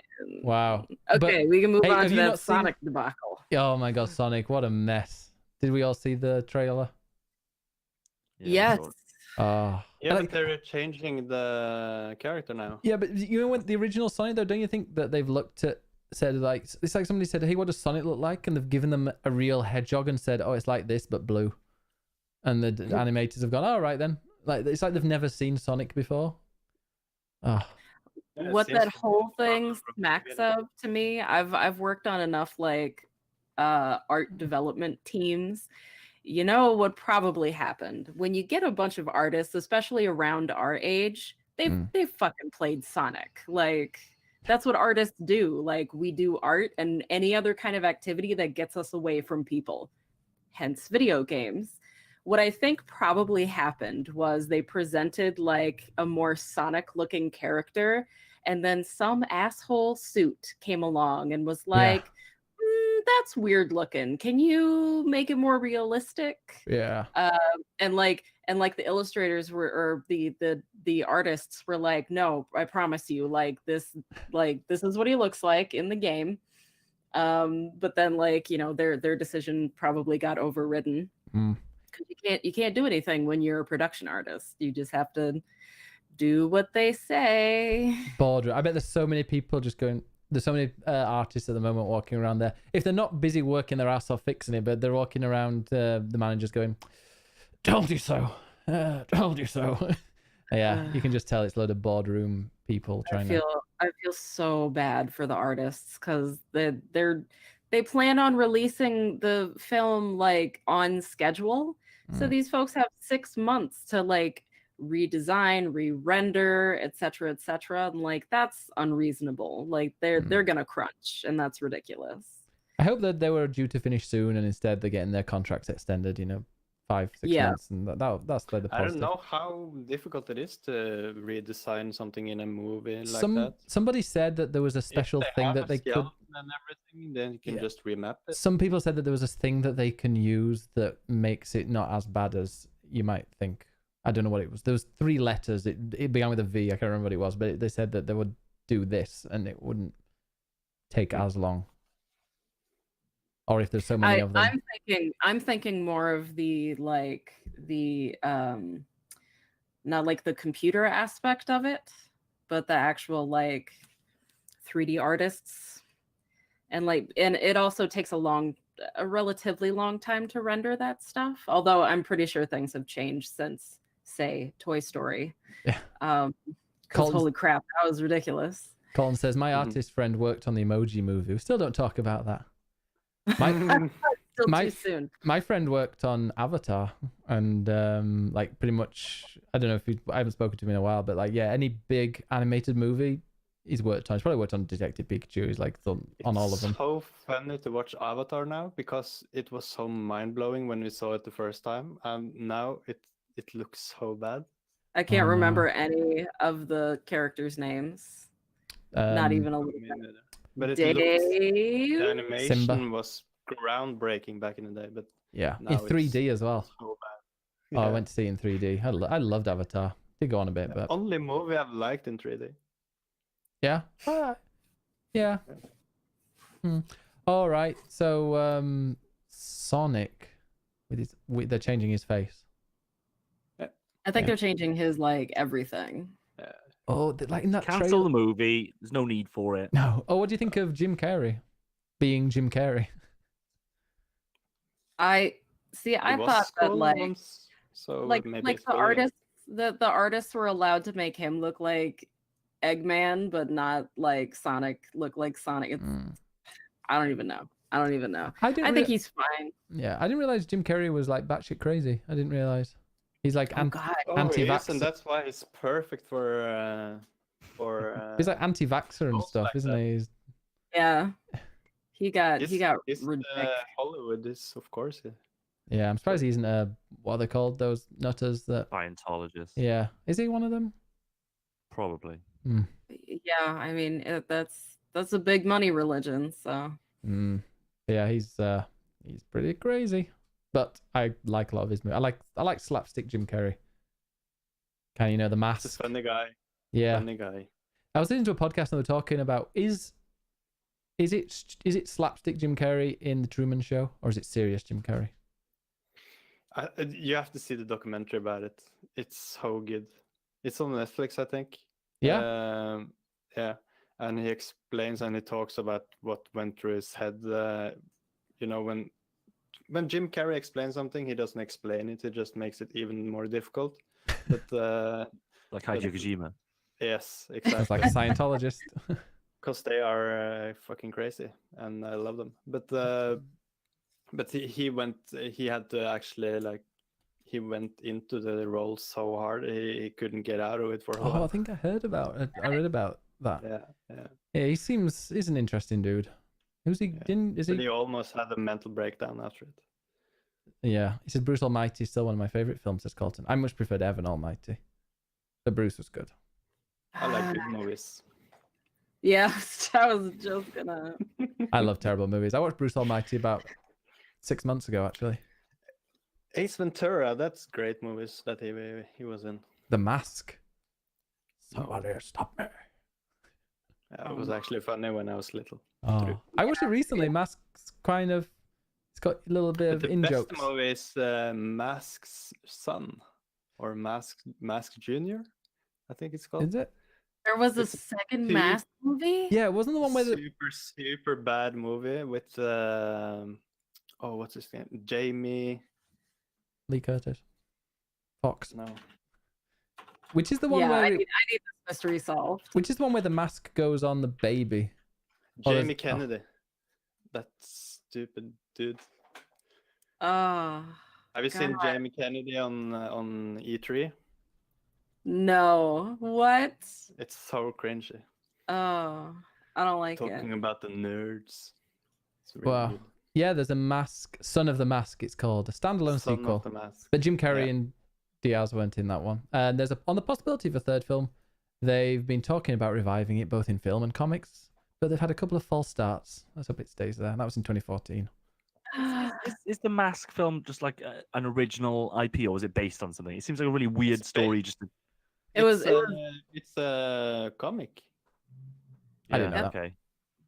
Ah. It's just it's one of those films where you're like, no, there's no way somebody would just write this as a film. It's too weird, you know. But on Cartoon Network and stuff, The Mask was like a really big hit, in a cartoon hit. The comic, the cartoon. Yeah, that came out. That was after the film, though, right? That was... First it was a comic, and then they made like a comic show, and then the movie came out. Really? I thought Yeah. I thought the show was based on the movie. No, maybe because there's more cartoons. Maybe the one after on it was based on a movie. That's Maybe. enough mask talk. Yeah. So next bit of news, Anthem. Let's talk about. Remember Anthem? That came out this year. Oh, Anthem, that's that games as a Remember service. that? Oh, have they updated I like it thinking yet? about Anthem now and again. So, fuck it, killed Mass Effect, you motherfuckers. Oh, God.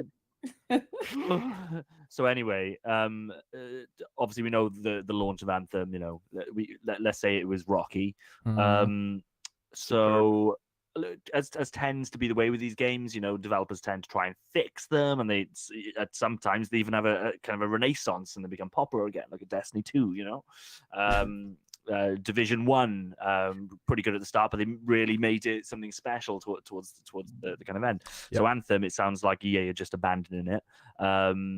So the main development teams have all moved on to other projects, primarily Dragon Age 4. There's a support team that's been left in place to build out the roadmap that they've prepared, but the guys and girls on the Anthem subreddit, who I assume kind of know what they're talking about with this stuff, they basically declared that the game is dead. They have no confidence that EA is going to be able to kind of keep this as a living game. Isn't matchmaking just gone now? You can't matchmake. I've heard on PC that there's struggles to find games. Yeah. Which is fucked. On PlayStation as well. That's too early. Wait, on console as well. Yeah. Fuck, that's really bad then. I still can matchmake on my PlayStation 3 with Black Ops 1.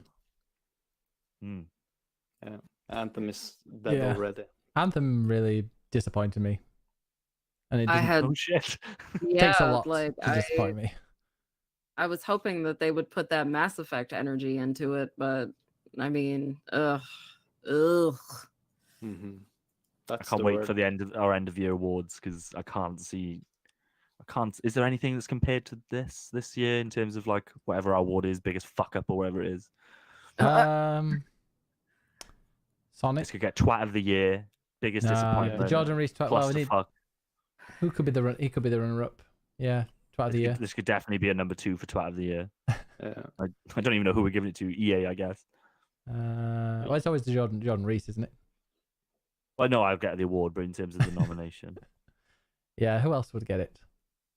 I don't think there's anything else that compares to. Not yet. Not yet. Anything can happen. Yeah. Yeah, we can wait to see the new expansion for not expansion, but new update for CFTs is out, and it's super hyped. So maybe that will be a big letdown. People love that. Super hyped. I've only heard you talk about it, Melon. So I think you're hyped. I heard. I've heard a lot of people. I'm not even hyped. I've heard a lot of people. I've heard a lot of people that like the game seem hyped about it. There's a lot of people that, but there it has its own crew of people that love that game and will never let it go. Yeah, nice wording there, Ben. Thank you. So, Sea of Thieves would be great in VR. No, it wouldn't. So Anthem's dead then. It'd be great because it's all. Why is it first? I wish it was third person. Sea of Thieves in third person would be better. I can just imagine if the camera follows the sea waves and stuff. Won't you get sick? Yeah, that'd be sick. Very, it's lifelike. Yeah. I get sick on the boat, so lifelike. Yeah. Do we think Anthem's going to come back or not? No. You think it's dead? They're going to try, but it definitely make it. They must be furious with that. Think how much money they spent on this fucker. They got the Apex. If they have the resources, maybe they'll come back like Final Fantasy 14 did, and just start from the ground up. Maybe kind of feels like that would be the only way. It doesn't really. I remember when we were playing it at launch, and I think I don't know if it was me. One of us said that whereas they vastly improved the Division, whereas they fixed Destiny 2, people loved it. It never really felt with Anthem that they could really do anything to fix it short of kind of rebooting the whole thing, because there was just too much intrinsically baked into that game. Just the way that it sets out the world, the way that it chops up the gameplay with load screens, all that kind of stuff. It just didn't really feel like you could just add new content. It wasn't a content issue, I guess. It was a quality issue. Yeah. Oh well. We didn't like Mass Effect anyway. Oh, we love Mass Effect. Mass Effect Andromeda. Whatever. I love Mass Effect Andromeda. Shut up, Ben. Great game. So the next bit of news, it's quite a slow news week actually. Like if you ignore all the drama stuff, I try not to get into the drama stuff on this show. I don't really care. Really? We love drama. Nah, do we? Like We're if a it's bunch of gay- cool we're all- drama, but We're all can't gay. get in- We love drama. we're not all gay. Wait, what? Mel, I'm straight. Well, everyone's on the scale, Jordan. It's all a spectrum. We're all like a cock now and again. Exactly. Last bit of news then. Only probably pertinent to me. I don't think anybody else is excited about this, but Bloodstained Ritual of the Night has a release date. It's coming out on June 18th on Steam, PS4, Xbox One, and then slightly later for some reason on What did they Switch, call like it? a week later. Bloodstained? Bloodstained Ritual of the Night. Is it a period game? Period drama. Jesus Christ. See, I've tried to stop Goodness myself grief. from making jokes about that. But, Wowzers. But you know, Uh, when I can say it, then you know it's like really low. if low Mellum's, humor. yeah. So do we know what this game is, or do you want me to tell you what this game is? Castle, Metroidvania, Yeah, so blah, it's the chap that I don't know if he invented Castlevania. He maybe invented Castlevania. I think he's the guy that did Symphony of the Night. So I don't know if that's the same guy that did OG Castlevania, but he kind of invented. Well, didn't invent it because you had Metroid before it, but kind of Symphony of the Night is still regarded as one of the best games of all time, and certainly one of the best, if not the best, in the Metroidvania type genre. So he's kind of similar to Kojima in a way where Konami just totally fucked him. They didn't want to know about Castlevania. They made him work on loads of boring shit, and he kind of just stuck his two fingers up, left them, then crowdfunded this game, which is essentially a spiritual kind of successor to Symphony of the Night and those type of Castlevania games. So very, very exciting. The game looks really good. Weirdly, they released a trailer alongside this announcement of the date where they did comparisons between the graphics as we've seen them and what the new graphics are. So clearly they must have had a lot of negative feedback in terms of the way the game looked, because they're literally showing you like a split screen, old graphics, new graphics, and they seem to be really, really proud about that. I always thought the game looked good anyway, but clearly looks better now. So be excited about that if you will, please. Yeah. Sure. I'm looking at the trailer on the Kickstarter page, and it is looking very phenomenal. It's a funny. It's very cute. Yeah. Yes. Much excitement. Yeah, And that's it for the news. And Andrew will like that. Yeah, Yes. it's not my type of game. I did play. I played Metroid on the. Is it Metroidvania or is it a Castlevania? Castlevania is a game series. Metroidvania is the term used to describe these type of games. I play- Metro games and Castlevania games. Those kinds of games. I played a Metroid game on the Pocket Game Boy. The Pocket Game Boy. I played it on mobile. Wow. Emulation. Not played it on my emulation, N-Gauge. They released it on Today. mobile. Really? It was actually really good.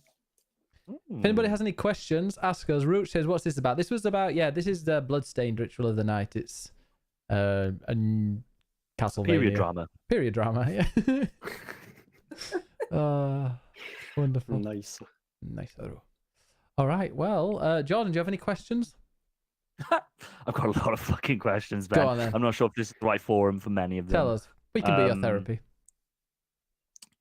What questions do I have? Not really a question, but you've been going on about this year being quite soft in terms of game releases. Yeah. I think I agree with you, because I was, I'm like, I love a list. So I was sat in the bath earlier.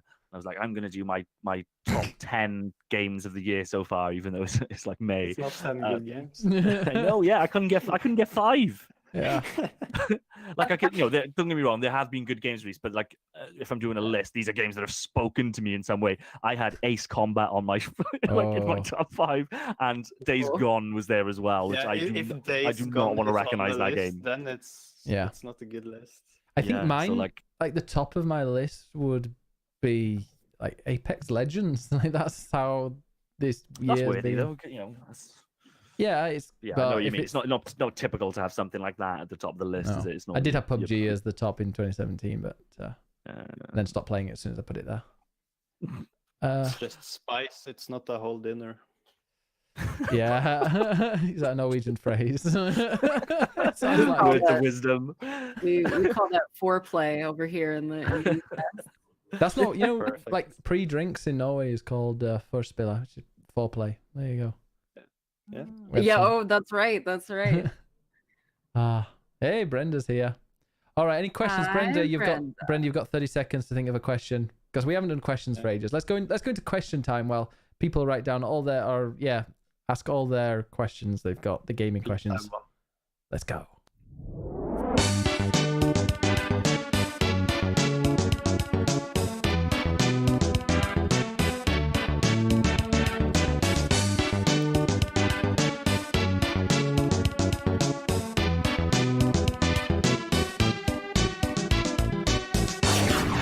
Question time. Okay. Obviously just started the question time, so I just remembered a bit of news, as is tradition. Oh wait, no, this can be a question. What do you guys think of Randy Pitchford? I don't know who it is. Let me look it up. I haven't brought to the show. You've gone and brought it now. Yeah, Randy Pitchford. He is. Needs to work on that hair. Yeah, well, he needs to work on a lot of things. So he's in the news at the moment because he said he was doing a preview of Borderlands 3, and in this, I think it was 1 hour of it, he was like, "There's no microtransactions in this game." So, Was that bad? well, it was because there are microtransactions. Game Informer then released an article saying, in fact, I'm going to go and find the tweet. They brought an article out saying, I'll find it now. despite Randy Pitchford's comments, there will be microtransactions in whatever it's called in Borderlands 3. Where is it? Let me just find it. Game Informer, and then This dude is a reviewer. so oh no, So Randy Pitchford. Randy says to them, he just tweets this. I love this. Just say who he is first, though, because he is. He's the owner of whatever it's called, the one that does Borderlands. Yeah, Gearbox. Okay. Is he owner or is the CEO or something like that? Yeah. Fucking knows, but he's got the keys, and he's the chap that left that USB stick in. What's that restaurant that you Americans have where you joust?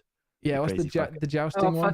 Fucking medieval times. Yeah, Yes. you crazy bastard. He left a USB on there, and yeah, We what didn't was? even have medieval times. We did. We also have Renaissance fairs. So if y'all ever come over here and visit me during the summer, you better bring your doublets.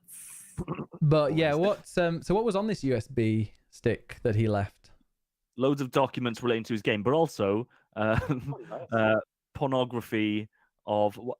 Do you remember the exact details of the pornography? I Ben? believe it was of a young say nature type stuff. something. Yeah. It was I don't want to say anything in case things are not right, and but It's wait, all alleged. let me just find it. I will read what Let's it. just say it. He had child porn. I don't think No. Wait, here we go. Here we go. Yeah, a pair of lawsuits filed in Collin County last year came to light on Friday revolving around nasty disputes between the former general counsel of Gearbox Studios. Okay, it claimed that, apparently, here we go. Yeah, it was a calendar's suit. So he's the one I think that left or something. Alleges that Pitchford breached his fiduciary duties by exploiting Gearbox employees and property to fund Pitchford. So he apparently claimed one person. Yeah, this person that left or was one of the owners claimed that Pitchford exploited employees and property to fund his private cravings, whatever they are. And then one portion of the suit makes two sensational accusations about his behavior: that he accidentally left a selection of underage pornography on a USB stick at a medieval times, and that he used his company's money to host parties where, in brackets, adult men have reportedly exposed themselves to minors to the amusement of Pitchford. Oh my god! What? Playing devil's advocate. During medieval times, you were allowed to fuck children. So I think During medieval times. Okay. Oh, God, Jesus. he was cosplaying. Yeah. Oh my god! I know you have to like what's the word? Part between the art and the artist. But, Yeah. And then No. so kind of difficult now. apart from The fucking funding is. but without moving on to this thing that he just came up with, there was another thing when they announced Borderlands 3. wasn't there a delay because they couldn't get the video up? So Randy Pitchford went on stage and did some magic tricks. Well, this is the thing. So the alleged child porn that was on the USB stick, Randy's come out and defended this. So Oh, no. the lady that was featured on it did look very young, but she was actually of age. But her niche is that she looks very young. Now, to be fair to Randy, good name. To be fair to Randy, he wasn't interested in the video Appropriate name. for sexual purposes. The girl was inserting things inside of her and then shooting them out, I think.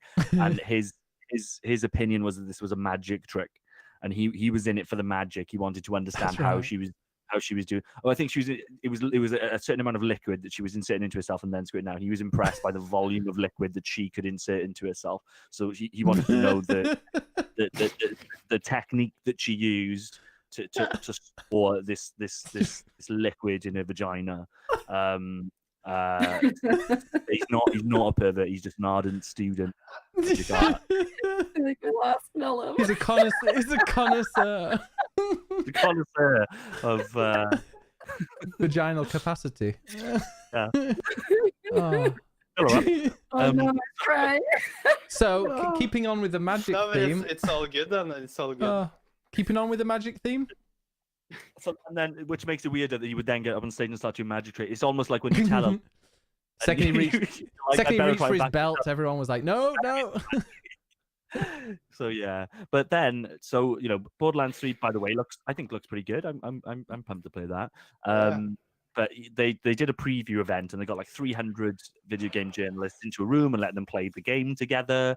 All really good. People liking it, releasing videos of it and all that kind of stuff. Randy says that, there's no kind of microtransactions in it, but there are small purchases. Yeah. It's just not micro. It's a bit bigger. Yeah. No, these are small ones. Like there's no. Yeah. So this is Game Informer. Then found out that there are microtransactions. Game Informer put a tweet. Despite Gearbox CEO Randy Pitchford's comment about no microtransactions in Borderlands 3 during today's live stream, we've been told cosmetic items are still purchasable. And then Randy Pitchford replied on Twitter, because that's what he does. He goes on Twitter a lot. Come on, guys. Shitty clickbait headline. Literally seconds before I said that, I made it very clear we're going to do more cosmetic stuff like we did in Borderlands 2. I was talking about premium currency. I was talking about premium currency and loot boxes kind of stuff not being in our game. And then another tweet. Why you guys would fuck me on this is beyond me. Thanks a lot. No, it's that tweet that I think is particularly magical. Guys. Because I imagine Randy sat in his office with a warm glass of whiskey and a 9mm handgun. Sitting there in his underwear. I just get the impression he's like sat in his perfect glass office just looking over all his employees with a sad face, just like, hi guys. Yeah, why did he do the that? ending credits music playing in the background. Yeah. He reminds me of This guy, he's gonna go to jail, right? I don't know. I think it's a civil suit about the medieval times stuff, but he reminds me of the dude from The Office, like the manager from The Office. What's his, the one that looks at child porn. I mean, Ricky Gervais, the one that Ricky Gervais plays. I imagine Steve Carell does. I love Steve Carell. I haven't seen that episode. But Michael. Yeah, Michael's. Well, it just reminds me of that dude. Like, always fucks up no matter what. Randy, my name. Oh no. Brenda says Why she's you crying guys laughing in the fuck middle me of a on this? crowded train. She's got mental illness. Like the connotation of that tweet is that the journalist should be in cahoots with him to cover up these microtransactions. Yeah. Why you guys fuck me on this? Like he's basically letting slip that he's trying to pull the wool over people's eyes. Yeah. He's like, fuck me, you game journalist. Why have you got to uncover me this way? He then went on for. Yeah, he then went on for apparently went on Twitter and had a Twitter rant for just like 15 hours or so, just replying like on and on and on and on and on and on. Apparently, like, did you listen? He must have been on some drugs after that. Just imagine all the. Yeah, that sounds like cocaine all the way. Yeah. John, I did would fucking snuff that. Oh, here we shit go. If I got I'm going to so follow fucked. him. I just followed him. On Oh, Twitter. he went on. He Yeah, just I'm gonna replied do to everybody with really long tweets. What is incorrect in models is the consequence of printing the words won't have microtransactions without also printing the words I said immediately before I said that. My words confirmed DLC, including heads and skins, then denied free-to-play tactics. Context is critical. Well, there's no much context. Won't have microtransactions. But he's also. Did you listen to the Giant Beast cast, Jordan, this week? Yes. I don't think I've laughed so much at a podcast that they've released in so long. So apparently Randy Pitchford in the past had an argument on Twitter with a guy called Big Dick Daddy Dom or something like this. And like had a big debate with a guy with the username Big Dick Daddy Dom.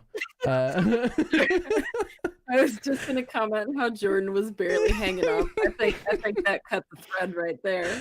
But then on the Giant Beast cast today, what did Vinny, the boss of them, do? He googled it without safe search on, just out of context. Big Dick Daddy Dom with spaces, and then immediately had to close the page down because of what appeared.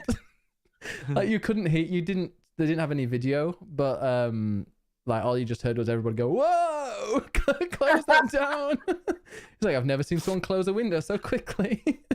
He's like, "Just turn safe search on now." I'm on his Twitter page now, and I'm just looking at his actual tweets and replies, and it's just a fucking car crash of like he's just arguing with people about so something came out about the Claptrap, that little annoying robot. Apparently the original voice actor isn't doing the work for it due to some kind of dispute, and so he's already moved on to a new controversy because all his tweets right now are talking about that and just trying to battle. He's just got so many fights going on. He really needs to go on holiday, I think. Yeah, I found the Big Dick Daddy Dom. I think he changed his name and then he deleted. He's now Big D0M0, but I think that person's deleted their account because that was someone said, yeah, my record of lying is fiction. It's very hurtful to me. I'm curious, how did you come to believe that? And he was like, oh, there was an entertainment piece. Someone was like, Pitchford is going to get in contact to explain. And did you? They're still waiting for your answers. Blah blah blah. And then he was like, that was a decade ago. I've got no idea. And then Big Dick Daddy Dom replied with something. And then Randy said, thanks for the correction. It was so long ago. I still have no memory. What's the point? And then Big Dick Daddy Dom replied. And then Randy says, my day's always spent on working on creating things. Oh, he's creating bullshit. Yeah, creating something. Well, yeah. Thank you for introducing me to that dude. It's just, oh, you need to follow him. He's a character. He is Michael Stott or Scott, whoever it was from The Office. Got magic in his handle, in his Twitter handle. Duval Magic is his Twitter. Yeah, he loves his magic tricks. He like magic. I think Jordan was a bit muted when he said it earlier, but he when Borderlands 3 was being announced, there was a error with the trailer or something, and instead of just like going to YouTube, or I don't understand how they cannot have a trailer ready. But while they spent 20 minutes or so fixing it, he just did like card tricks, and everyone was getting bored.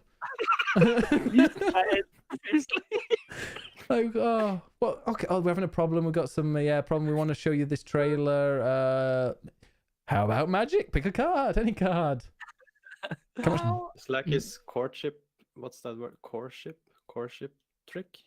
Oh, his party trick. To lure in little children. I like that you're doubling down on the pedophile. I don't know what happened to that lawsuit. So maybe it was found to be totally false. And he explained it. It's perfectly reasonable. Oh yeah. He just wanted to learn magic trick. Yeah. She was a girl that looked underage but wasn't underage, and she could insert a large amount of liquid into her vagina. He just wanted to understand the magical element, the magical nature of a vulva. Oh, yeah. Wow. I do know you could do that, but anyway, I don't have one. So. You haven't. There's other holes you can use. It's the same. Yeah, Ben. Yours is. Well, I've had a bad stomach the last few days. I think if I put anything in there, it'll just, oof. It'll clean you right out. If I open it a slight bit to put some water in, it'll be faced with a wall of other things coming out it the other way. just hear Addie like barking in the background. Oh, it's got a mess! Oh no! Women are magic, said Astral. Yes. True. Have you seen what's the name of the one from Benidorm? Sticky Vicky. You ever heard of Sticky Vicky? Yeah. Sticky Vicky, she's famous. There's like 10 of them. But Sticky Vicky is the original. So Benidorm is like this it's this place in Spain that all British people go to have like a cheap holiday and get really drunk and stuff. So you go there and there's like no Spanish people, it's all British people. It's horrible. Hell on And earth. it's a stripper there called Sticky Vicky who like her She's her 60 something or 70 something. Yeah, so she puts like ping pong balls inside her and like shoots them out and stuff. But then I went to Benidorm and there's loads of charlatans. 76 like, she is. Well, the Sticky Vicky I saw it looked about 28. Oh, not this one. So there's either it was her daughter. She has a daughter that does it. Yeah. Oh well, maybe. Looking on she's actually from Spain. She's from Tenerife, but she's known for this is a Wikipedia known for her vaginal magic show. There we go. Let's sell Randy. Yeah, just send Randy there. Too old, I think. But yeah, she pulls things out of her lady parts, and there's this random tweet from Randy, right? So, like I say, he's just arguing with people constantly, firefighting, and this one's pretty good. I don't even know the context. I'm only reading his tweets, right? But somebody's obviously accused him of something, which, as we know, could range from many different things. But his tweet is, there is no such evidence, only claims. Ask yourself why you feel better believing those claims. Ask yourself why you feel better to believe me a villain. I've dedicated my life trying to entertain you. I am sorry if I've ever failed, but I will keep trying. See, that's a pre-supervillain monologue right there. Yeah. He's sliding. He's sliding down. Become Randy Man. But he hasn't posted for 2 days now, so I think someone's gone, hey, stay away from. Oh, he's on having an amazing come down at the moment. He is completely. Like, what did I do? Whoa. Yeah. So random. He's like wrapped in a duvet. Times all over again. Wrapped in a duvet in the corner of his bedroom, like, oh, what happened? What happened? Yeah. Are you on his Twitter page now, Ben? I can be. His cover photo. What the fuck is that? Let's zoom in on. Oh, that's a man with a video camera on his shoulder. Oh. Well, that's his profile picture. But look at the whatever you call it, like the banner. Oh yeah, what the hell is that? It says no anus. What is that? Some kind of like medical depiction of an animal with a circular. No anus. What the hell? He's probably wondering how would that get water inserted of itself if it's got no anus. Oh, but humans. Is it? I don't get that. I don't get what that is. This isn't a real person. It can't be. Yeah. I refuse to believe that. I'm just gonna post the link. There you go. I put the link in the chat so people can click on it and check him out. Let us know what that is. Colton's like, so this is the CEO of a company? Yep, it is. No anus. No anus. His Twitter bio is games, magic, and life experience. Genny magazine, whatever Genny magazine is. I think it must be a magic magazine. Gearbox Software, Battleborn. Why's he got that in there? Isn't Battleborn closed? Still made it. Made Duke Nukem Forever. So he just put Duke Nukem in there. Didn't put anything else. Homeworld. Never heard of that one. But yeah, he is as a biologist. That looks normal to me. I'm still not quite sure why it would be a Twitter bio headed. I don't know what it is. For a video game developer. Yeah. No anus. I've slowly come around to kind of if he was genuine about the, why there was a young person with water squirting How many out. times, Ben? Yeah. It was a magic trick. Okay, so if let's say we believe that. We do. Okay, we believe that. I think he's a legend. He's very entertaining. But a dick at the same time. No magic tricks. Isn't it? Yeah, Jim Sterling despises him because apparently I think they had an interview, and like Randy Pitchford then said something that was a total lie to his face, and then he went back and reported on it, and then found out a complete lie. Also, as well, he fucked me like this. He claimed that Jim Sterling had a boner for him in an interview. Interesting man. So there, don't it buy. Sounds like the guy that he would talk with the reporter and be like, "Can't we just be on team now?" Yeah. Before the interview. Yeah. Let's team up. Yeah. There's no microtransactions. There's just small purchases. You guys have got to be on point with me on this one, yeah. We're all on the same team, guys. Yeah. Yeah, we're on the same team, guys. Yeah, great. It's like something out the thick of it. Be like, yeah, something like that. You ever seen The Thick of It? Job is to fuck you over. Reminds me of like Nicola Murray from The Thick of It. Oh, all right. Well, we didn't have any questions. Thank you for all the questions, everybody. Yeah. Yeah. Any questions, Then guys? You got? find out if Game of Thrones is actually leaked for me. I did. When I was presenting, I did task you with that. I haven't seen a response. So We've got 30 seconds. 30 seconds to I love your lipstick, Flighty. What color is that? Thank you. Here, hang on. It is called Whatever. Whatever. Tattoo. Amazing. Baltimore says, when I was at the Salvador Dali Museum, there was a mural of a pool with a fountain in the middle that was spouting out of a vagina, and you could drink from the fountain. Send them there. So yeah, he'd like that. I have a question. But first, Colton asks a question. We've got 3 questions now. Are loot boxes gambling? Yay or nay? Yay. Yeah, I think they are. I think it's...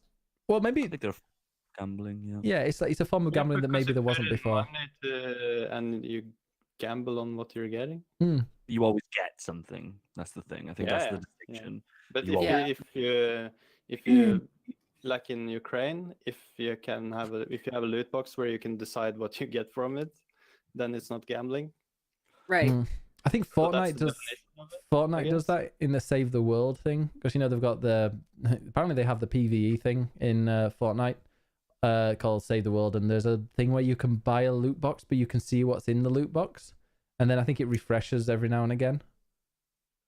Which sounds fine. But I guess in Counter-Strike you can get like llamas, these loot boxes, and you can be really lucky and get a nice knife or something, and you can sell it to get the Steam money. So I guess that's even more gambling than just loot boxes in a game that you can't sell after. Huh. Yeah, then you're actually gambling to earn money on Steam. Yeah, that's definitely. So that's even worse, I guess. If you ask me. But yeah, I agree. I don't like loot boxes. I think Fortnite does it very well in the Battle Royale thing. You just pay. It's a little bit expensive compared to what you're getting, but at least you know exactly what you're getting. I wish Apex did that more. It's a bit weird. The one I like the most is Overwatch, because you get loot boxes for every level you level up, and when you're hit level 100, you go down to level 1, and you do it all over again. So you can level up and get everything by not paying anything, and it's not those like insane long times. Yeah. So for me, it kind of justifies having loot boxes that you can buy. Yeah. Since you can get it easily, but in like Apex, you get to level 100 and then you don't get any more loot boxes. Then you have to buy. Oh no, that's not good. That's a bad model. Apex is a brilliant game. It is, like I say, it's probably my #1 game of the year. Maybe Resident Evil 2 could possibly be there. But it's like the way that they've done with their progression and their season pass has just gone from this game from like what could be a potential 10 out of 10 game or a 9 out of 10 game to a 7, because it's just, you don't feel rewarded by playing it. No, I totally agree. I wish they gave you except for maybe Fortnite, there's not been any other BR that had good season 1 or good even first year. Yeah. I wish they gave you like weekly challenges to do, like, weekly challenges, get a kill with this weapon, like pretty much like the Fortnite ones, land here and kill somebody here or whatever. Get those weekly challenges and reward you with like crafting material, so you can. Because I don't mind the crafting material stuff's great, because then you can pick whichever like item you want if you've got enough crafting, but you can't pay real money for that crafting material. Although I did buy about 50 loot boxes and had enough crafting material from that to get the skin I wanted. So in the end, it worked out. I think Apex, because they came out when they released, they came out really strongly with like, this is not early access game. This is a done game. And like gameplay wise, I agree, but everything around it that you need to keep the player interested in it is not completed. So it's like they almost should have released it as early access, almost, just to excuse that poor release around it. There's like another 44 days left. Hopefully they've well, I know that Epic have a lot of crunch time to get that, to get Fortnite as good as it is, but hopefully now that they said, didn't they, that they're only going to do seasonal changes. They're not going to change it all the time. So I've got but that's kind of good because that means that every season there's going to be big changes, you'd think. So I'm kind of looking forward to season 2. Yeah, and it's still maybe fine. It's good. Yeah. Second question we've got is from Astral. When is Jordan going to stream? Streaming right now. Yeah. Yeah. If you mean from his channel, I mean he streamed the Destiny 1 beta. He'll do Destiny 3. Right. He'll stream the Destiny 3 beta. I'm giving you a follow. Yeah. Write something in the chat. I see how hard Ben works at it, and I'm far too lazy for that. Maybe one day I will just do a weird channel where I just play Mega Drive games or Genesis to our American friends. That's one thing. When I move back home and when I move back to Cardiff, I'm gonna take a trip home and I'm gonna get I'm gonna get my PS1. I'm gonna get all my demo discs and stuff, and just have a day where playing through just really, really old demos of random games that you've never heard of. And that's when I'll stream. I'll come to visit you and we'll do streams. Yeah, that'll be great. I want a nice big second room. I'll join. Yes. You can't join. You live in Norway. Get your boat over here, or however Norwegians travel. We can join. Yes. Oh yeah, definitely. My country. Yeah. Come on, the narrow boat. Apex is 3 people. You two love Apex. It's gonna be great. Yeah. Final question from Baltimore. How did you all survive childhood? Barely. There's no Randy Pitchfords in my school. There's no Randy, yeah. I almost died many times, so I don't know.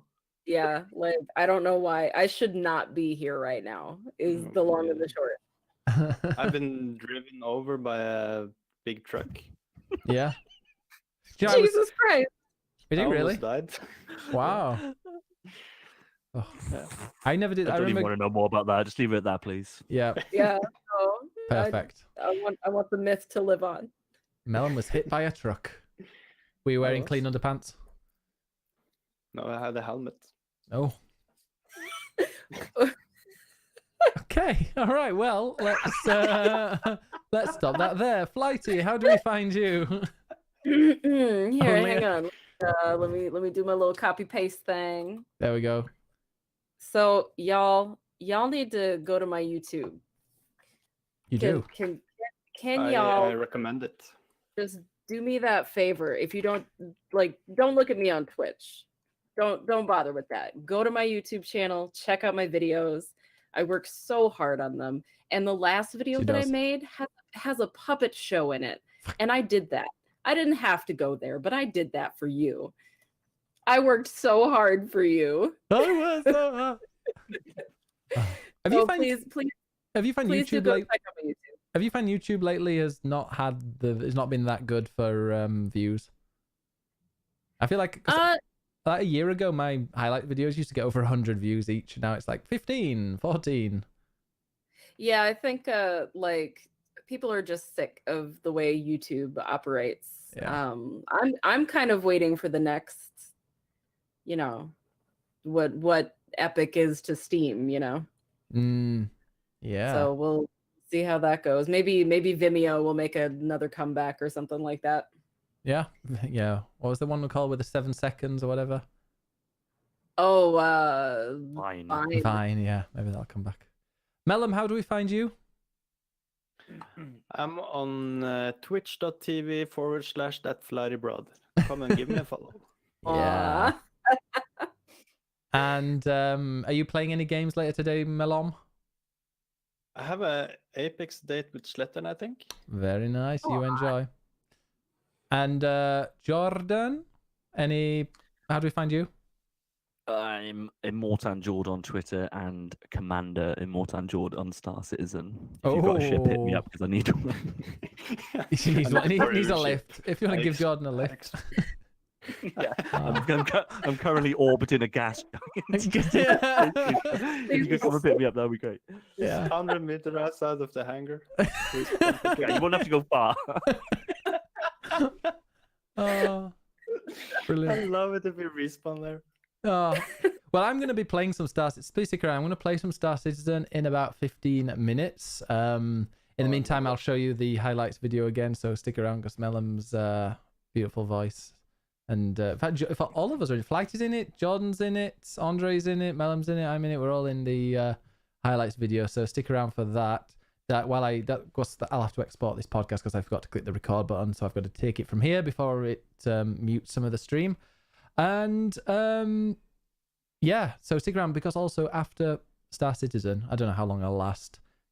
You guys talking about Overwatch kind of got me tempted to play that game. So maybe I might play a little bit of Overwatch for the first time in a long time. All right. And maybe I'll give you 20 minutes. 20, yeah. I know. Ovary watch. Ovary watch. Oh. That's a different website. All right. Okay. Thank you very much. I've really enjoyed this. See you later. Bye bye. Love you Bye-bye. guys. Bye.